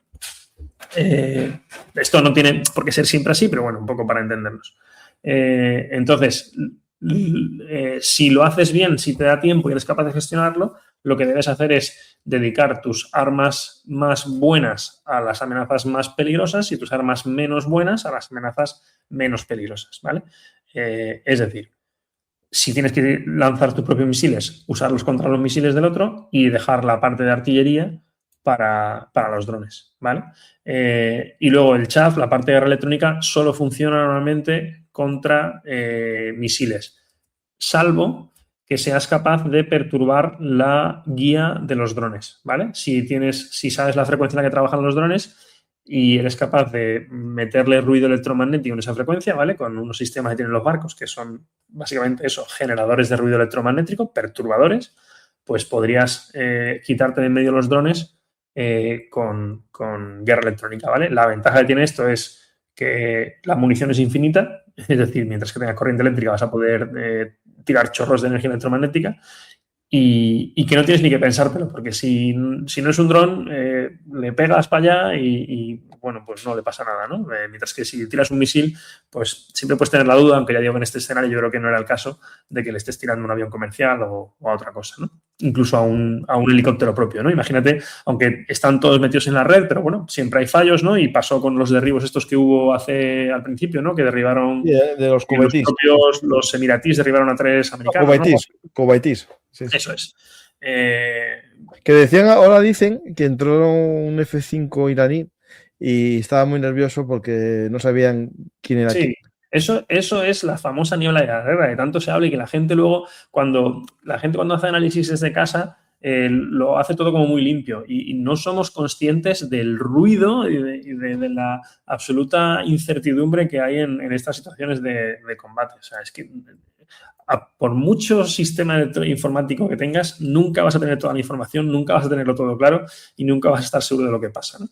Entonces, ya digo, pues, por ejemplo, ¿no? Imagínate que estás allí con tus Seahawks y tus Apaches volando contra las lanchas y tal, y a alguno pues se le estropea el sistema de mando y control, se le estropea el FF, no sé qué, y le pegas un misil. Bueno, pues si en vez de un misil le pegas con guerra electrónica, un chorro de perturbación, pues no le vas a hacer nada, ¿no? Sin embargo, y si es un dron enemigo sí que lo derribas o por lo menos lo confundes, y si es tu helicóptero pues no lo derribas, ¿no? Entonces, esa es una de las grandes ventajas de la guerra electrónica, ¿no? Aparte del precio y de que la munición es infinita. Mira, hablando de eso, yo creo que esta noticia viene a cuento ahora mismo, que Donald Trump, a ver, es muy aficionado a las redes sociales, y se descubre ver un artista, se une aquí a nuestra cuenta en Twitter, pero publicó este post, Bye Bye Drones, con láser. Y sí. Algo extraño porque Estados Unidos no confirma que los tenga desplegados y publicó 2 posts, ese y este, es decir, 2, y dijo una cosa que eran muy bonitos verlos arder en el cielo a los drones, ¿no? Bueno, yo, vamos, creo ¿puede que los tenga en alguna fragata de estos ya o no? Creo que a ese nivel se hace comunicación más política que militar, ¿no? Entonces hay que tomarse con pinzas un poco la terminología concreta. Sabemos que los han probado. El sistema Helios, si mal no recuerdo, es un sistema americano de láser que lo han probado y se saben que lo han probado para derribar drones. No sabemos que lo hayan desplegado, como tú dices. Ahí está. Ahí está, el Helios High Energy Laser, total, que es un láser para derribar drones. Bueno, drones y otros blancos, pero bueno, eminentemente drones, ¿no? Entonces, bueno, aquí hay 2 posibilidades. Yo no me mojo ni por una ni por otra. Hay una posibilidad que es que no lo tengan estos barcos y lo hayan derribado, pues, con lo que hemos hablado, con Ciwis, con artillería, etcétera. Y la otra posibilidad es que lo hayan montado en estos barcos. Quizás por eso iban tan tranquilos a cruzar Hormuz, porque sabían que tenían el sistema y que el sistema funciona. Sería esto, mira, ¿no? Y no sería la primera vez. Es decir, hombre, cuando te vas a la guerra, esos sistemas que tienes ahí, bueno, lo estoy probando. Bueno, macho, pero ¿funciona? Sí, pues déjate de pruebas y vamos a probarlo aquí de verdad y si funciona aquí, funciona. Vamos a probarlo de verdad porque es la mejor manera de... Fíjate, como ponen los ucranianos en las ferias de armas, ponen tested in war. Ahí está. Entonces, la mejor prueba es probarlo en esto de verdad. Evidentemente no te puedes fiar plenamente, pero bueno, lo combinas con otros sistemas, ¿no? De hecho, bueno, creo que casi todo el mundo se acordará del sistema que utilizaron para localizar al piloto que se les había caído en Irán. ¿Te acuerdas? Que la CIA tenía un sistema que es capaz de detectar los latidos humanos desde el espacio, no sé qué historias. Eso decían, a veces yo no sé si es cierto. A todos nos parece ciencia ficción, ¿no? Pero bueno, parece que sí. Con los láseres sabemos que está habiendo problemas porque hay una combinación, ¿no? Yo no soy ingeniero y estoy muy lejos de serlo, pero hay una combinación de la potencia que eres capaz de generar por el láser y luego digamos lo que se difumina el láser a medida que avanza por el espacio, ¿no? Y las pequeñas partículas que lo hacen, pues eso, que pierda fuerza, que se difumine, etcétera, etcétera. ¿Vale? Esto es terminología absolutamente aquí en Asturias, de normal, no creo que funcionase muy bien. ¿Cómo? En Asturias, con la niebla, con el mal tiempo. ¿No? Entonces, esos son los problemas que estaban teniendo desarrollo, por lo que sabemos. Pero bueno, en Hormuz. ¿Los han solucionado? Pues puede ser, no lo sabemos a ciencia cierta. También, o sea, yo creo que las imágenes, que además están hechas con inteligencia artificial, ¿no? Que se hayan podido publicar, no es criterio para decir que las tengan, ¿no? Pero no me sorprendería que las tuvieran. Es más, sin que se hubiesen publicado esas imágenes, nos lo podíamos plantear. Oye, ¿creéis que le han montado a estos 3 barcos el Helios que estaban en pruebas y se lo han montado a estos para que se vayan a Hormuz? Sí, me parecería perfectamente plausible. Sí, desde luego. Y en Israel lo están usando, bueno, son más grandes, ¿no? Es un sistema más grande, el Iron Beam. Sí. Y os digo, o sea, es el futuro, ¿eh? El futuro de... hay mucha gente también cuando se pone a hablar del tema de que si hay que llevar muchos misiles para enfrentar drones y tal, digo, no, estáis totalmente confundidos. Para enfrentar drones lo que tienes que tener son sistemas láseres cuando estén operativos, que no sabemos si lo están todavía, y sistemas artilleros de mucha cadencia, ¿no? Y mucha precisión o suficiente precisión. Tú no puedes matar moscas a cañonazos, como bien saben los israelíes. Tienes que conseguir un sistema que para una amenaza barata la derribe de forma barata, porque sí. Y ya no tanto por barato como porque logísticamente en el barco, o sea, al final no puedes hacer un barco que lleve 1000 misiles, porque es que sería un trasto, ¿no? Entonces, ha encontrado otras alternativas y es perfectamente viable derribar drones tanto con láseres, en cuanto se avance un poco la tecnología, si no está ya, como sobre todo con piezas artilleras, que se ha hecho, digamos, toda la vida. Bueno, yo decía por eso que puse Itran, que es llamativo. Sí, puede ser perfectamente que los tengan allí ya desplegados. Y nos queda el punto, yo creo que hablamos de las defensas, hablamos de los antiaéreos, y bueno, nos queda, hablando de esto, que yo tenía aquí una imagen, preguntaban 2 cosas, preguntaban una cosa y otra que me acabo de descubrir y te la pongo, ¿vale? Hablamos de los Apache, pero los Tigre, estos también tuvieron mucho éxito, al parecer, luchando contra drones tipo Shahed, y ahora la Armada Francesa quiere meter estos en las fragatas. Claro. Lo siguiente que veremos será que los helicópteros navales ya se les pueda montar este tipo de lanzadores de cohetes, que ya se puede, ¿no? Pero que digamos que se especialicen en esto, ¿no? Porque evidentemente es una plataforma idónea, ¿no? Ya te digo, o sea, los Apache yo los veo ideales en este escenario.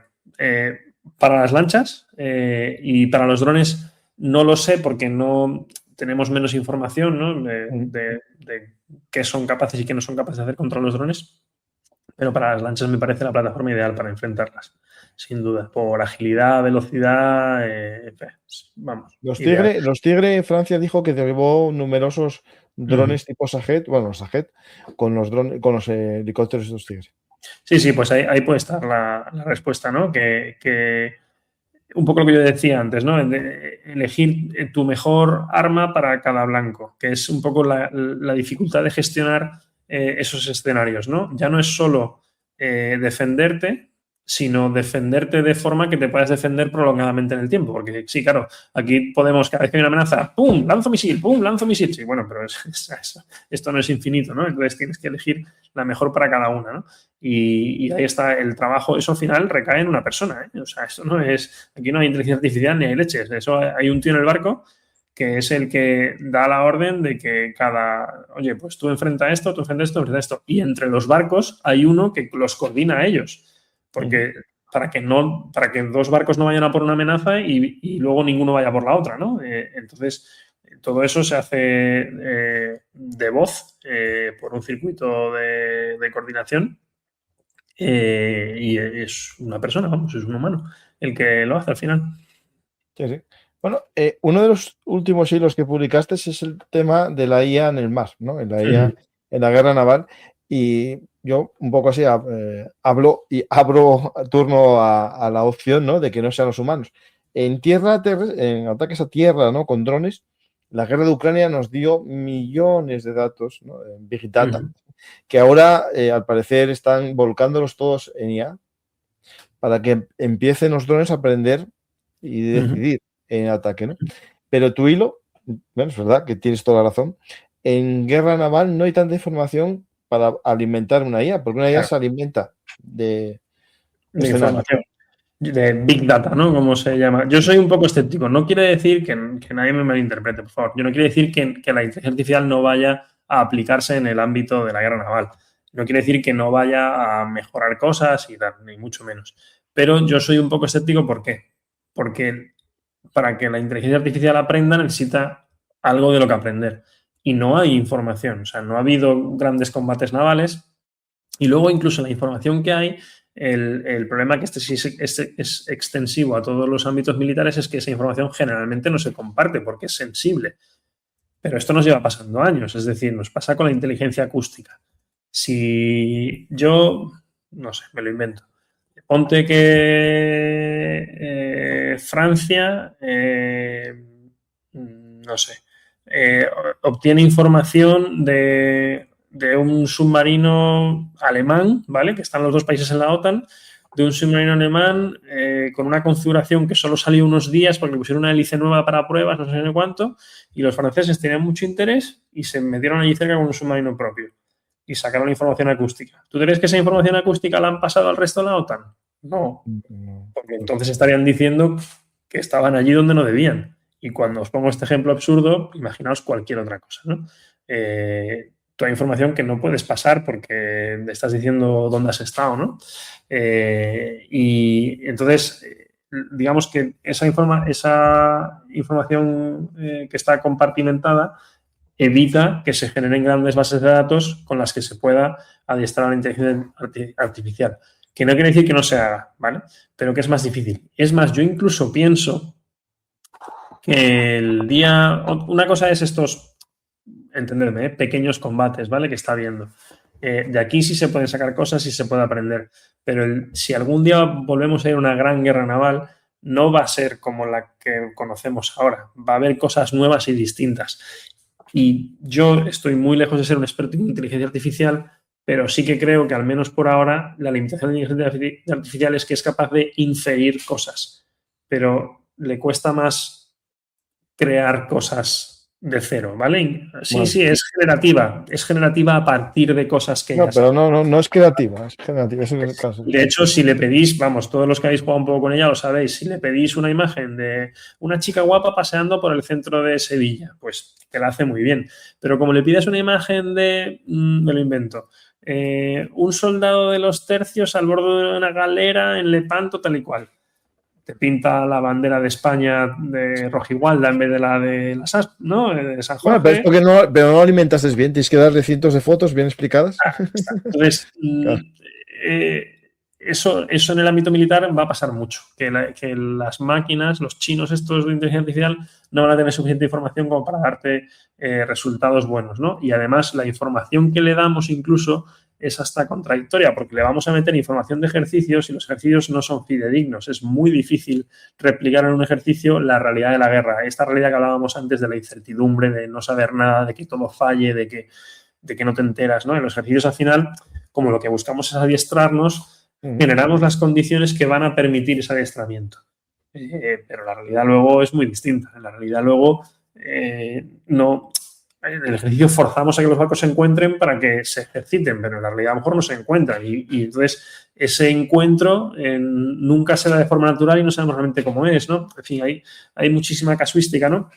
Entonces ya digo, yo no digo que no vaya a ayudar, yo no digo que no vaya a utilizarse, pero hay que ser un poquito escéptico, que hay gente que parece que ahora con la inteligencia artificial se acaba el mundo, es el fin de la historia, y en el ámbito militar y en el naval en concreto yo creo que se va a aplicar bastante menos que en el resto de nuestras vidas. Bueno, yo en la parte de los drones, no sé yo todavía si en Ucrania. Sí, pero volvemos a lo mismo. No hay tampoco información porque en la parte de los drones se utiliza mucho sobre Los tierra. aéreos, los pequeñitos, los Sí, terrestres. sí, pero los pequeñitos en la mar no tienen mucho No, me refiero en lo que es a tierra. O sea. Claro, Bueno, exactamente. Ucrania, bueno, los Magura y todo eso los utiliza bastante, pero es verdad que son ataques que, bueno, que no son todos muy similares. Entonces no va a haber mucha generación tampoco de datos ahí. Ya te digo, hay cosas que sí, y ahí pues, en la parte de los drones tienes razón, pero creo que va a haber también muchas limitaciones, sobre todo en toda la parte de toma de decisiones y demás. ahí no van a ser no va a Yo ser creo tan... más por la moral y la ética. Sí, bueno, y luego, por supuesto, que Bueno, efectivamente, y eso yo lo he dicho mucho cuando hemos hablado del tema de drones submarinos, siempre lo he dicho. El problema del dron submarino es que ¿quién le va a dar la potestad a una máquina de matar a gente? Porque el dron submarino no se puede comunicar. Entonces, cuando tengas un dron submarino que detecta un submarino enemigo, ¿le vas a dejar a él solo decidir si mata a esa gente?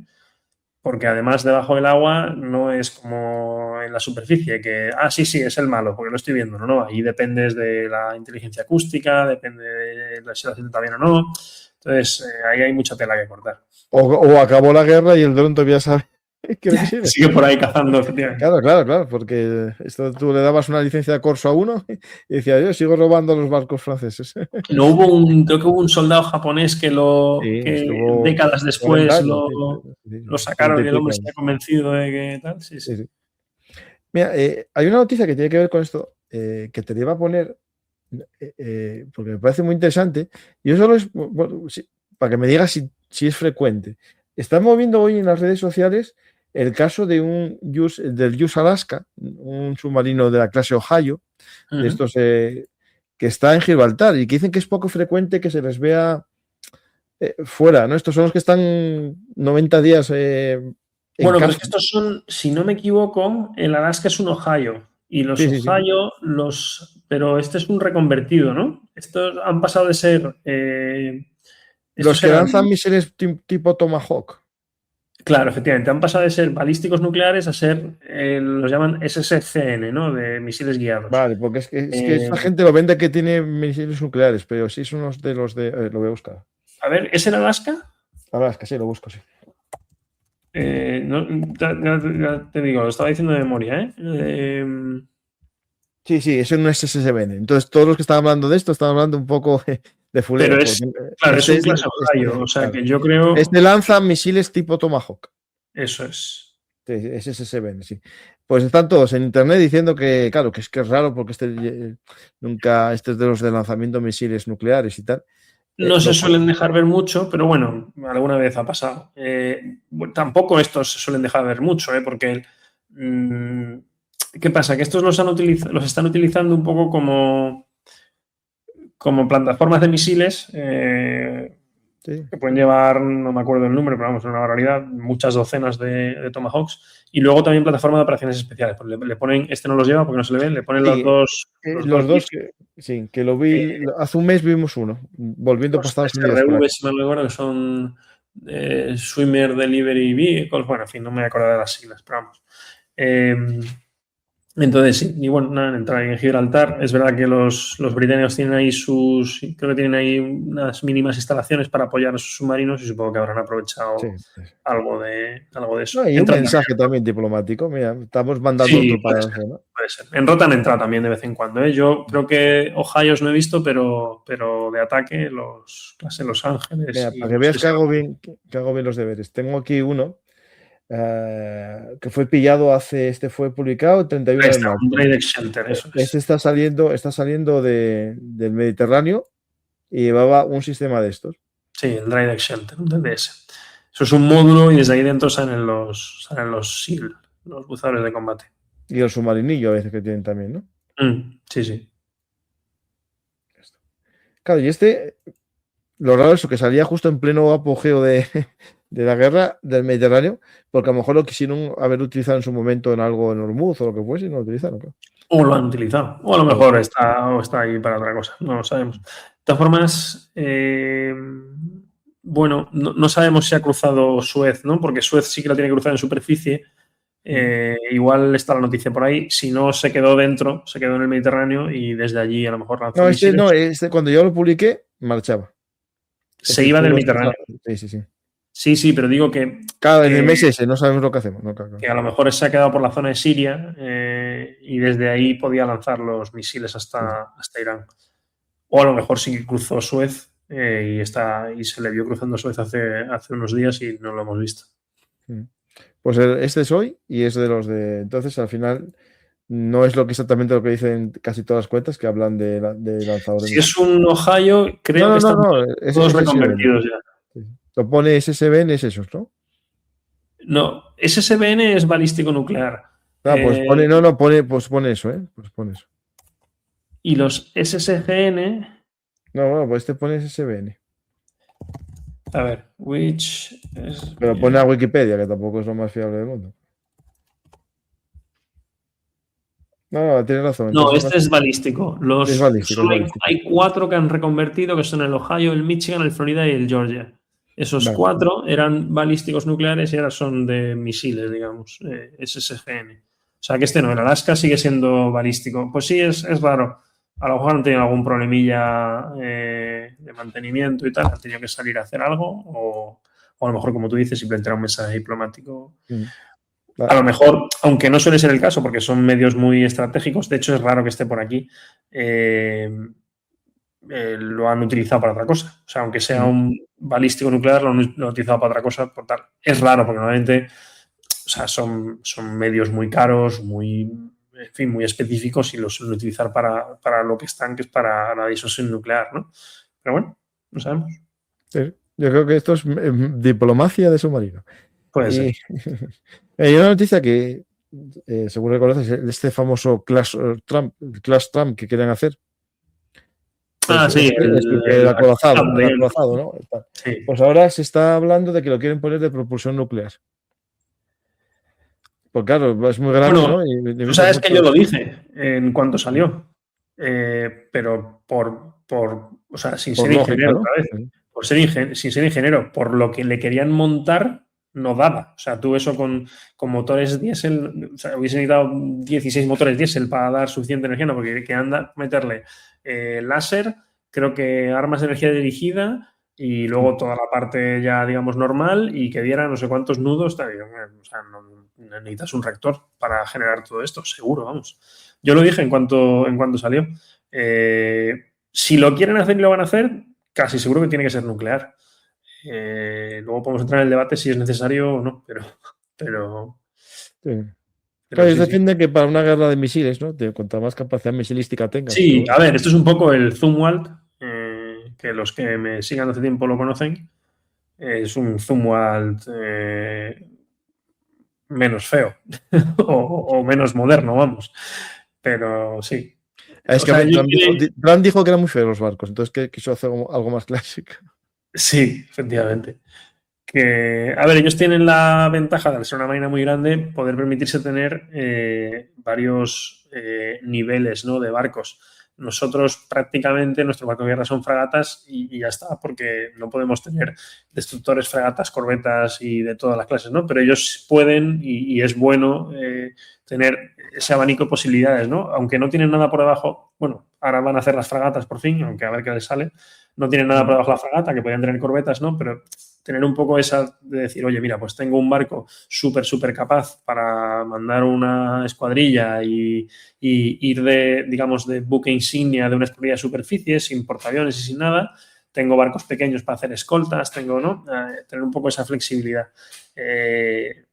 Otras marinas más pequeñas, pues no tenemos esa suerte, ¿no? Porque, claro, tendríamos que tener 2 o 3 barcos de cada clase y es muy ineficiente. Sí. Pero ellos sí que tiene cierto sentido que se planteen tener, pues, voy a meter los números, ¿no? Pues a lo mejor 10 cruceros, ¿no?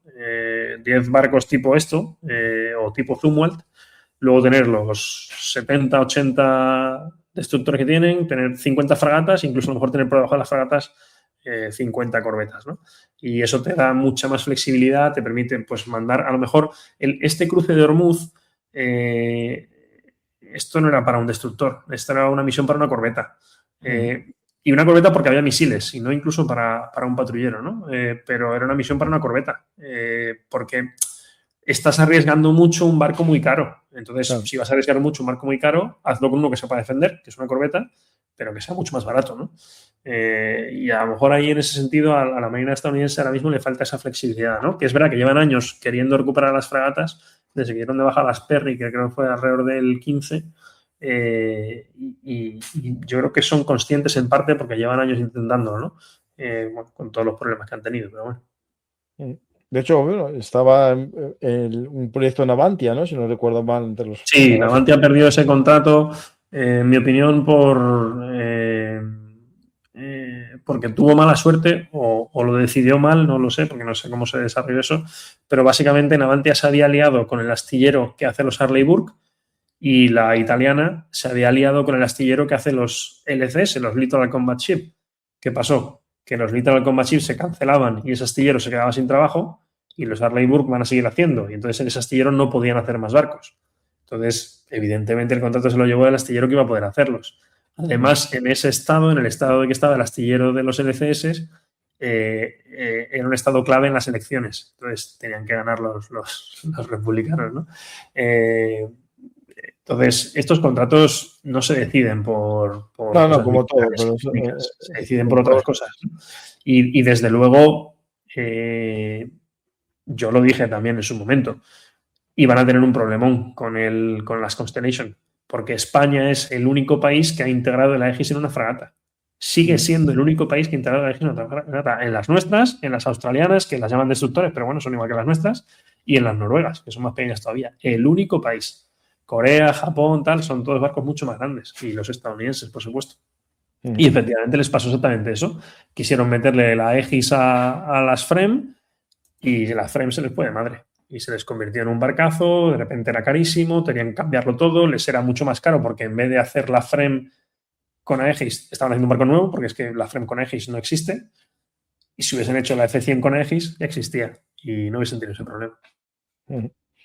Pues vamos a pasar a las preguntas del público, Fede. La gente que te siga en Twitter, que tienes una muy interesante cuenta, que lean el libro Táctica Naval, pero sobre todo que se vayan preparando para lo que ya está, que es El fiero turco en Lepanto, un libro sobre Álvaro de Bazán, Juan de Austria y Miguel de Cervantes. ¿Qué más podemos pedir, no? Esta ha sido mi última novela histórica. La verdad que está teniendo muy buena acogida y muy contento porque Lepanto es una historia espectacular y me ha costado muchísimo informarme porque, claro, hay ríos de tinta escritos, ¿no? Entonces me he leído como 8 libros y una revista y tal. Y que, claro, el 90% salen en todos los lados igual, pero luego hay un 10% de cada cosa que son pepitas de oro, ¿no? Y la verdad que es espectacular. Unas anécdotas increíbles. Historias que pasaron, ¿no? Y que vas encontrando por ahí en las crónicas que son espectaculares y la verdad que súper contento. O sea, que si a alguien le gusta la novela histórica, que le eche un vistazo que está gustando mucho.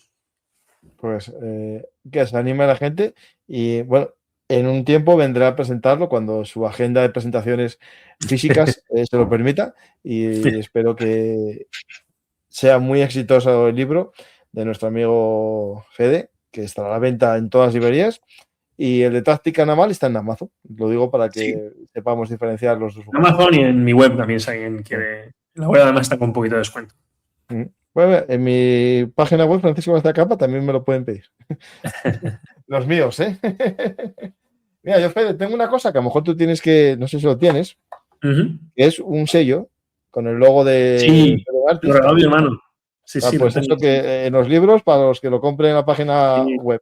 Y van ahí con la marca. Está chulo, claro. Eso, la verdad que yo no lo conocía. Lo regaló uno de mis hermanos. Sí. Pues vamos a las preguntas. ¿Cómo va el ejército español de exploración y de contraexploración? Evidentemente comparado con otros ejércitos. Por ejemplo, el vecino. Bueno, yo hablo de la Armada, que es lo que conozco. Sí, no, nos referimos a la Armada, sí. Sí. A ver, en la mar, el problema que tienes es que la exploración desde el barco solo llega al horizonte. Y el horizonte está muy cerca para nosotros. El horizonte está redondeando desde el puente o desde el radar, digamos, de un barco, está entre 12 y 15 millas, ¿vale? Van 20 y pico, 30 kilómetros. Eso te da un tiempo de reacción, por ejemplo, si te tiran un misil subsónico de 1 minuto, 90 segundos, 1 minuto, ¿vale? Está muy cerca. Y hoy en día el combate naval debe ser, por sentido común, más allá del horizonte, ¿no? Entonces, ¿cómo se explora? Se explora con aeronaves. Y ahí tenemos un problemilla. En España hemos dado de baja los aviones de patrulla marítima, que son aviones basados en tierra que navegan sobre la mar.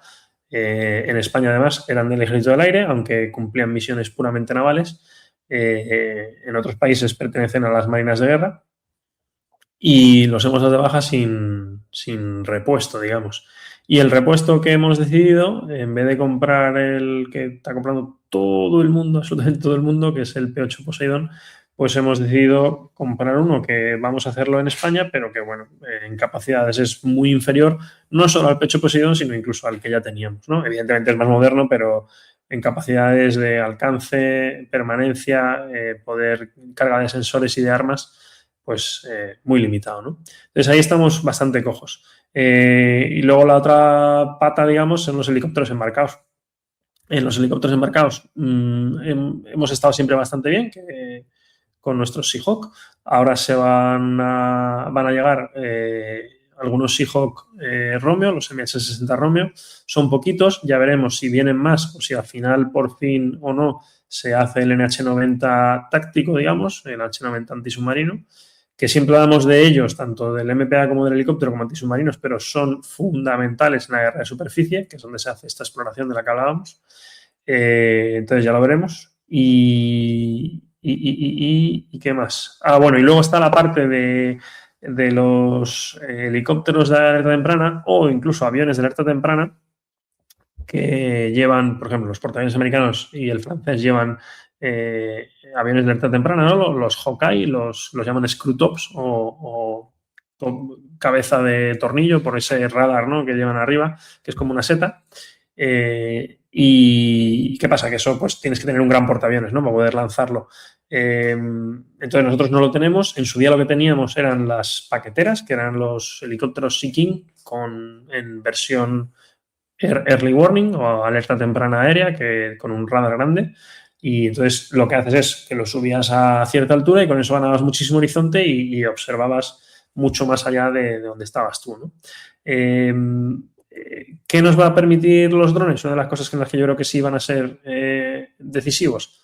Probablemente podamos hacer esto con drones, ¿no? Es uno de, yo creo que las misiones más idóneas para un dron. Entonces, esperemos que de aquí a unos años veamos desde Juan Carlos I salir drones con esta capacidad de exploración, ¿no?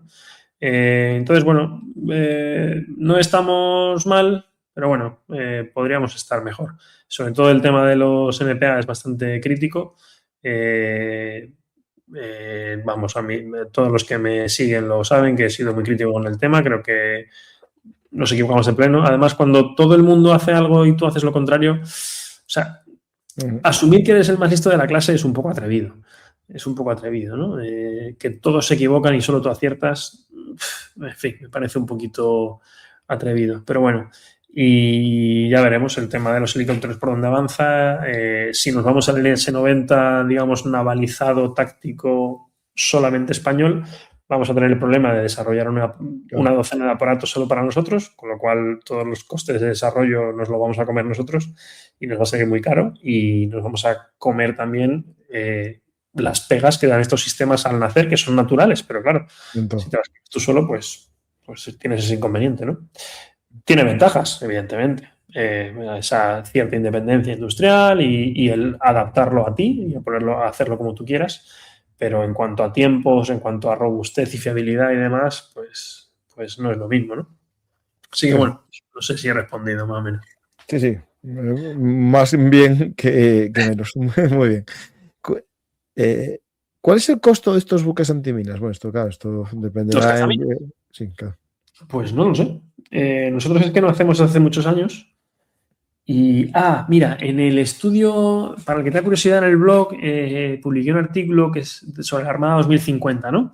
Que ha creado mucho revuelo, estuvo la traspa esta con el plan de... Entonces, basándome en un artículo que salió en los cuadernos de pensamiento naval y haciendo unos cálculos, utilizaban un sistema que se llama la fragata equivalente, ¿no? Entonces, básicamente dicen, una fragata cuesta, no sé si eran 800 millones, y entonces, con el sistema de la fragata equivalente, ahí está. Digamos, por múltiplos sacas lo que te cuesta toda la flota, ¿no? Entonces, pues, un submarino cuesta lo mismo que una fragata, una corbeta cuesta la mitad, un portaaviones cuesta, no me acuerdo, estoy hablando de memoria, pero creo que era cada 6.000 toneladas de LHD cuesta lo mismo que una fragata y tal, total. Que creo que ahí, si lo miras, aquí lo tienes, aquí está. Los MCM está efectivamente la sexta parte, ¿no? 0,17. Eso es lo que le estiman, la sexta parte. Entonces, pues si la fragata andaba en 800, pues calcularle 100 y pico millones, ¿no?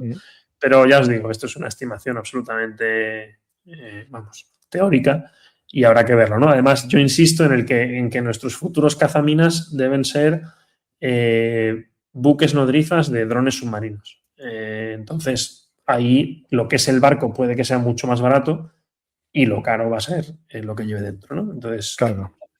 difícil, no sé. Habría que ver, podemos hacer una búsqueda rápida de quién ha comprado cazaminas hace poco y cuánto le ha costado, pero ahora mismo no se me viene nadie a la cabeza. Ya digo, los nuestros van camino de, si no de 30 años, de 25. Sí, 25 ya tienen, o sea que el primero. O sea que sí. En el Golfo, ¿los torpedos de supercavitación son un peligro real por las cortas distancias o solo se han quedado en ideas sin desarrollar? Yo con los torpedos de supercavitación y con los misiles hipersónicos, pero más que los torpedos... Garat y Sanjurjo, el almirante Sanjurjo dijo también que no. Soy muy escéptico, muy escéptico. Primero volvemos a lo mismo. Si esto fuese real y funcionase, ¿de verdad alguien se cree que no lo tendría todo el mundo ya? O por lo menos los potentes. Es decir, nos creemos que Rusia ha sido capaz de desarrollarlo, pero Estados Unidos no. Bueno, ¿cuántas cosas se cree la gente de eso? A ver, que yo no digo que en algo no sean capaces y que no sean capaces de hacerlo unos años por delante, pero que si realmente fuera útil, porque esto con el torpedo supercavitante llevamos ya 2 décadas fácilmente. ¿De verdad os creéis que Estados Unidos en 20 años no ha sido capaz de, ya ni siquiera ha sido desarrollarlo, sino de robarles el diseño y tal? Nada, es muy complicado. O sea, teóricamente es viable, pero es muy complicado. Pensad, además, que yo siempre he dicho lo mismo, tienen que ser rectilíneos. Tú eso no eres capaz de hacerlo cambiar de rumbo porque se desmonta. O sea, como pretendas que eso cambie de rumbo, se destroza. Y luego el sistema, el torpedo, es incapaz de tener ninguna información del exterior. Si va supercavitando, él no es capaz de saber lo que pasa afuera. Entonces, solo pudiera un punto fijo, ¿no? Y luego el Pérsico tiene otro inconveniente que es la sonda, que hay muy poca sonda, entonces habría que ver esos torpedos que probablemente necesiten cierto margen de sonda porque no puedan supercavitar si no hay suficiente espacio, digamos, suficiente agua libre por la que hacerlo. No lo sé, estoy lucubrando, pero lo veo complicado. La semana pasada estaban entrenando cazaminas en la costa de Alicante. ¿Es habitual o se están para ir al estrecho? Bueno, acaba de salir hoy la flota entera española, varios barcos. Sí, es habitual. Ahora acaban de empezar las Flotex y luego los cazaminas están basados en Cartagena y por la zona del Mediterráneo suelen andar bastante. Van a Baleares mucho también, Alicante, sí, es normal. ¿Se sabe algo del futuro portaaviones Catovar español o fue un fake news y al final, como mucho, se hace otro LHD? Bueno, los que Garat y los grandes estos, los que pueden hablar, Sanjurjo, todos quieren un portaaviones de este tipo. Otra cosa que da dinero y otra cosa... Hombre, bueno, yo lo quiero. Y un tractor amarillo. Pero vamos a ver. Si llegamos al 5% de defensa. Claro, el Catovar. El estudio ese que yo hacía, al que tenga curiosidad que le eche un vistazo, era sin el Catovar, ¿vale? Pero hablaba de 3 LHDs, 3 Juan Carlos I, de hecho probablemente incluso más grandes que el Juan Carlos, más mantener 2 de los anfibios antiguos, más 3 anfibios pequeños nuevos. Claro, todo esto evidentemente tiene que ser con el F-35, porque si no, no tiene ningún sentido. Tener 3 LHDs sin F-35 no tiene ningún sentido. Y era viable económicamente, solo con el 2% del PIB. Era viable económicamente para 2040, para 2037.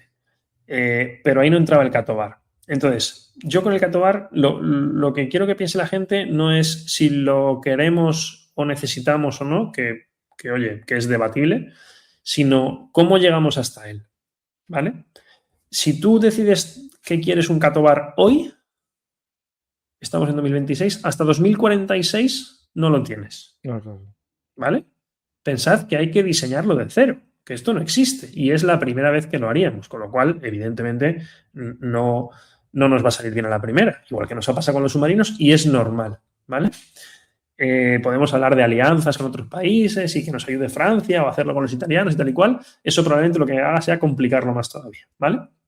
Luego, eso es un primer problema. Entonces, aunque saliera todo perfecto y pongamos que nos vamos a la guerra y entonces se triplica el presupuesto, vamos a suponer que lo tengamos para 2040, ¿vale? Que es una barbaridad, que no lo vamos a tener, pero vamos. Supongámoslo que para 2040. Raúl Prieto Conde. Te debe conocer. Debe conocer.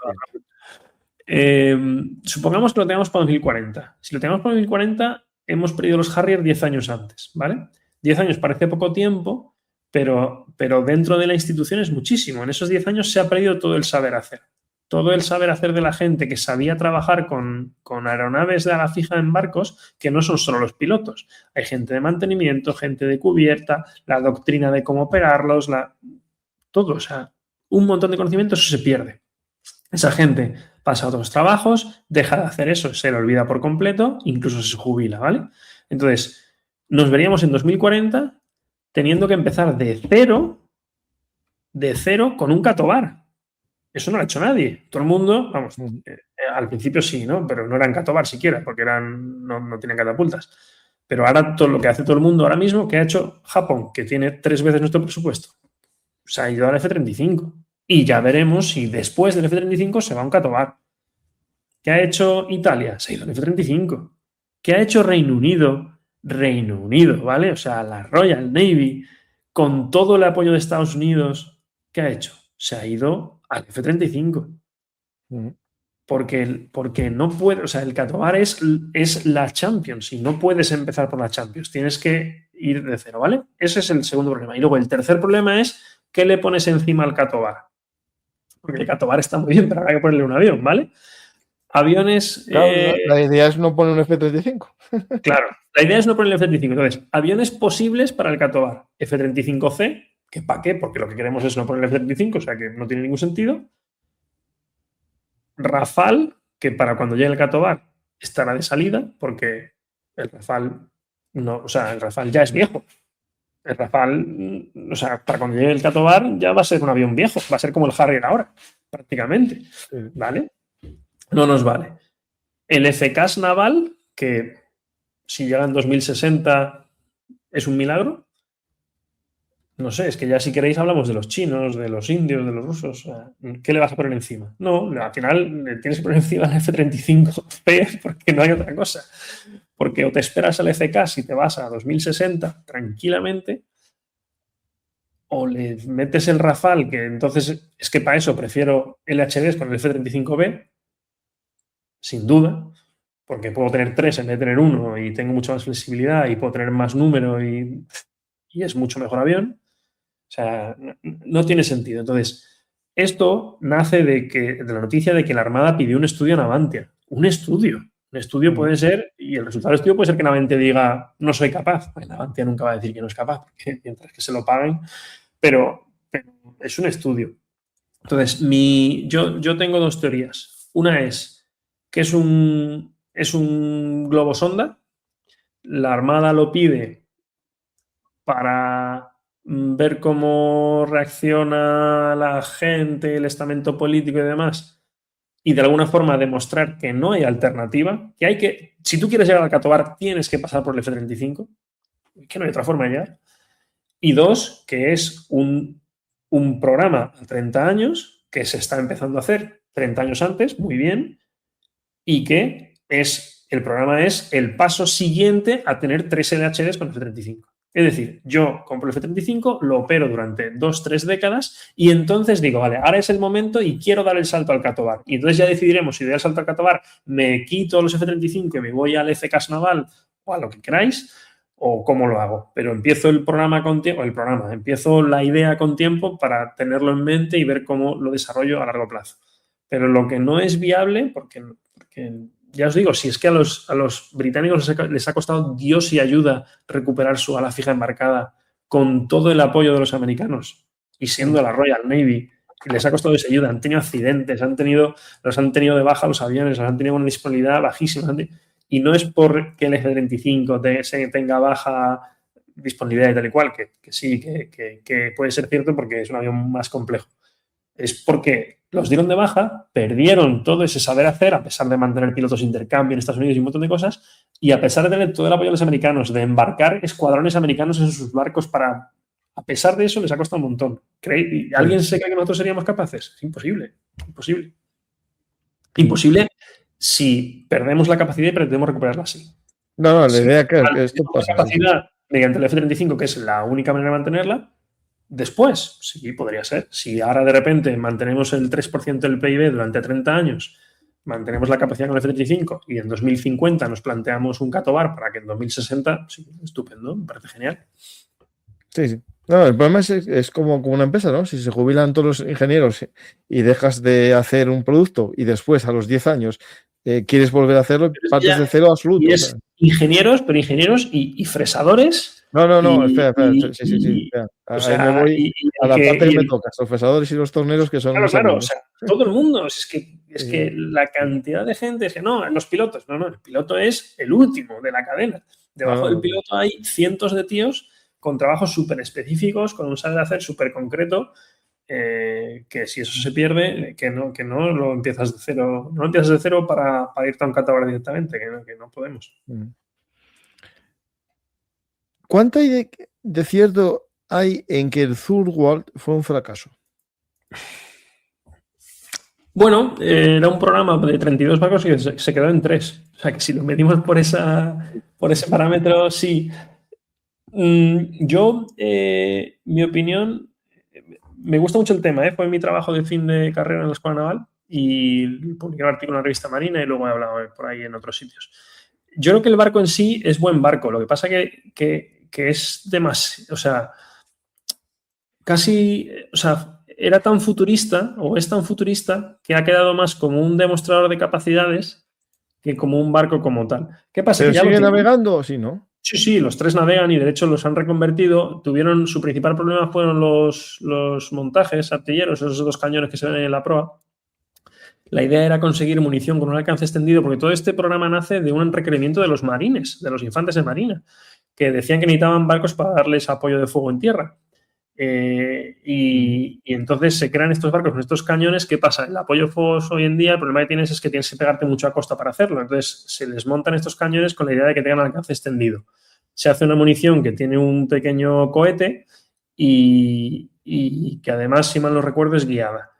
Entonces, ¿qué pasa? Que la munición al final es tan cara como un misil. Entonces, claro, es como hacer un pan con 2 tortas. Les salió una munición carísima y no merecía la pena. Entonces, aparte de eso, son super stealth, son carísimos. De hecho, el tercero de la serie, aunque lo hicieron ya con acero normal, en vez de hacerlo como hicieron los 2 primeros, que eran súper caros. Y al final lo que han hecho es que les han quitado, están haciendo, o van a hacer en breves, es quitarles esos 2 montajes y meterles unos pozos enormes para misiles hipersónicos. ¿Vale? Los misiles hipersónicos que se están desarrollando, parece ser que los primeros barcos en recibirlos van a ser los Zumwalt. Entonces, ha sido un fracaso porque se ha demostrado que no tal. Al final lo que han hecho es más Harley Burke, pero bueno, les han servido como demostrador de tecnologías. Desarrollaron muchas cosas que están empezando a implantar en otros barcos, tanto cosas del radar como cosas de control de la plataforma y demás, que poco a poco van implantando en otros barcos. Y si llega el momento en el que nos necesitan, es decir, si llega el momento en el que dicen, oye, pues efectivamente nos vamos a la guerra con China en el Pacífico, necesitamos grandes combatientes de superficie, pues los tienen ahí y pueden hacer más, ¿no? O sea, una vez que ya has hecho los primeros, pues es sacar más de eso, ¿no? A ver, siempre que el nuevo Battleship no los sustituya. Y la opción de que se está viendo mucho es de poner containers, ¿no? Incluso crear barcos plataforma lanzamisiles, es decir, que no sean un barco real, sino una especie de remolque incluso de otro barco para cargarlo de misiles. Siempre he sido escéptico porque si tú creas esa gran plataforma de lanzamisiles, al final lo que has creado es un blanco muy jugoso y acabas teniendo que defenderlo, porque si no te lo van a hundir. Entonces, al final para defenderlo le pones un escolta al lado. Coño, pues para eso hace un escolta que lleve los misiles, aunque sean menos. ¿Sabes lo que te iba a decir? O sea, no sé, a mí me choca. A lo mejor es porque estoy muy anquilosado en el pensamiento, digamos, tradicional de las máquinas de guerra, pero yo lo veo más una liability, ¿no? Que se llama en inglés, una cosa que te va a generar un problema, que es que vas a tener que estar pendiente de defender eso, que una ventaja, ¿no? Hay que acordarse que la gran ventaja de los barcos es su movilidad y su autonomía. Son capaces de desplazarse con sus enormes capacidades, desplazarse relativamente rápido, no como un avión, pero sí rápido, mucho más rápido que las unidades terrestres, desplazarse grandes tal de forma autónoma, pero de forma autónoma en el sentido de que se defienden a sí mismos también, porque ya tenemos que defender a los portaaviones, tenemos que defender a los petroleros, tenemos que defender a los anfibios. Si encima ahora tenemos que defender a las plataformas lanzamisiles, necesitamos cuántos escoltas necesitamos, ¿no? Entonces yo no termino de verle mucho sentido.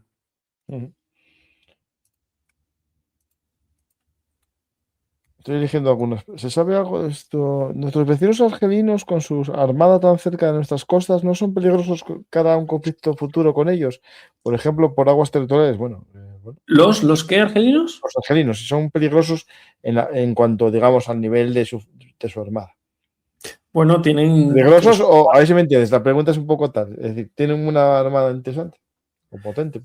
Tienen, quizás lo más llamativo son 4 submarinos rusos de la clase Kilo mejorada, que dicen que son submarinos muy, muy capaces. A mí la duda que me surge ahí, más que en cuanto a plataformas, que puede ser que efectivamente nos deban preocupar, es en cuanto a adiestramiento. Cómo de buenos realmente son sus marinos. No porque sus marinos, las personas. No porque sean inútiles ni mucho menos, sino porque y se ha visto, yo creo que se ha visto con cierta claridad en Ucrania con la marina rusa, una de las grandes ventajas de las marinas occidentales, lo que es la OTAN y su entorno, me refiero al entorno Pacífico, Australia, Japón, Corea del Sur, es decir, el entorno estadounidense al fin y al cabo. Una gran ventaja que la gente que no está dentro no es capaz de ver habitualmente es el adiestramiento conjunto. Es decir, llevamos 80, desde la Segunda Guerra Mundial, desarrollando técnicas, tácticas, procedimientos que compartimos entre todos, hacemos grandes ejercicios en los que participa gente de muchísimos países, eso nos ayuda a aprender y aunque, como hemos dicho antes, en los ejercicios es muy difícil simular la guerra, de verdad, de ahí se saca mucho partido. Y mi impresión es que las marinas que no están en ese entorno suelen tener un adiestramiento mucho peor, generalmente. ¿Vale? Pero bueno, es verdad que el adiestrar, o sea, se aprende rápido. En la guerra se suele aprender rápido porque te va el pellejo. Entonces, bueno, no, tampoco podemos despistarnos. Sí. Y vamos a la última pregunta, Fede. ¿Cuáles son las necesidades más urgentes de España para defendernos marítimamente? Bueno, esto daría para un programa entero, Fede. Bueno, ya hemos mencionado los MPAs, aviones de patrulla marítima. Los submarinos van por buen camino. Parece que está prácticamente confirmado que nos vamos a ir a 6. No estaría mal irnos a 8, pero bueno. Fragatas vamos tarde, pero bien. Y luego el ala fija embarcada, que la hemos tratado también, pues es fundamental. Si perdemos el ala fija embarcada, hay que rediseñar la flota entera. No tiene sentido tener una fuerza anfibia si no tienes ala fija con la que apoyarla. Y el que me diga que dentro del paraguas del ejército del aire se puede, es que no entiende para qué sirve y cómo funciona una fuerza anfibia. La gracia es que no sepan a dónde vas. Si estás limitado al paraguas del ejército del aire, no tienes una fuerza anfibia. Sí, podemos decir eso. Nos faltan patrulleros también, pero eso a la gente le suele gustar menos porque es menos sexy. Pero bueno, sí, ahí con eso hay telita que cortar ya. MPAs, seguir con los submarinos, asegurar el relevo de la fija embarcada. Y ahí con eso hay millas que tirar. ¿Podría darse el momento en algún lugar, si no tuviésemos F-35 y no tenemos otros tipos de portaaviones, dronotizar al estilo turco los LHD? Sí, pero las capacidades no tienen nada que ver. Si en un futuro cercano, mejor, no, pero al final es lo mismo, necesitarían potencia. Yo lo veo muy, muy lejano. Lo veo muy lejano. Bueno, para que no lo sepa, yo estoy metido un poco en el mundo, soy piloto de drones, ahora mismo estoy destinado en la 11ª Escuadrilla y estamos lejos todavía de un avión que sea capaz de un dron que sea capaz de volar en un espacio aéreo disputado y salir indemne. Estamos todavía lejos. y no vamos a llegar a tiempo para el remo del Harrier. Y yo creo que no vamos a llegar a tiempo para más adelante, pero bueno, ahí ya me puedo equivocar. Pero no estamos ahí todavía. Esos portadrones en cualquier espacio aéreo disputado, con que el otro tenga avionetas, estás fastidiado. Claro, los turcos están evolucionando algún tipo, ¿no? Un tipo de reacción, caza. Sí, tal. están sacando algo. Quieren sacar algo para. Claro, sí. Quieren sacar algo porque se han quedado fuera, pero están sacando algo. O sea, están poniendo un parche. Los turcos querían el F-35, que para eso compraron el Anadolu. Y eran miembros del programa hasta que se arrimaron demasiado a Rusia y los echaron. Les va a decir Estados Unidos, dame las S-400 claro. Y empezamos a hablar. Entonces están poniendo un parche.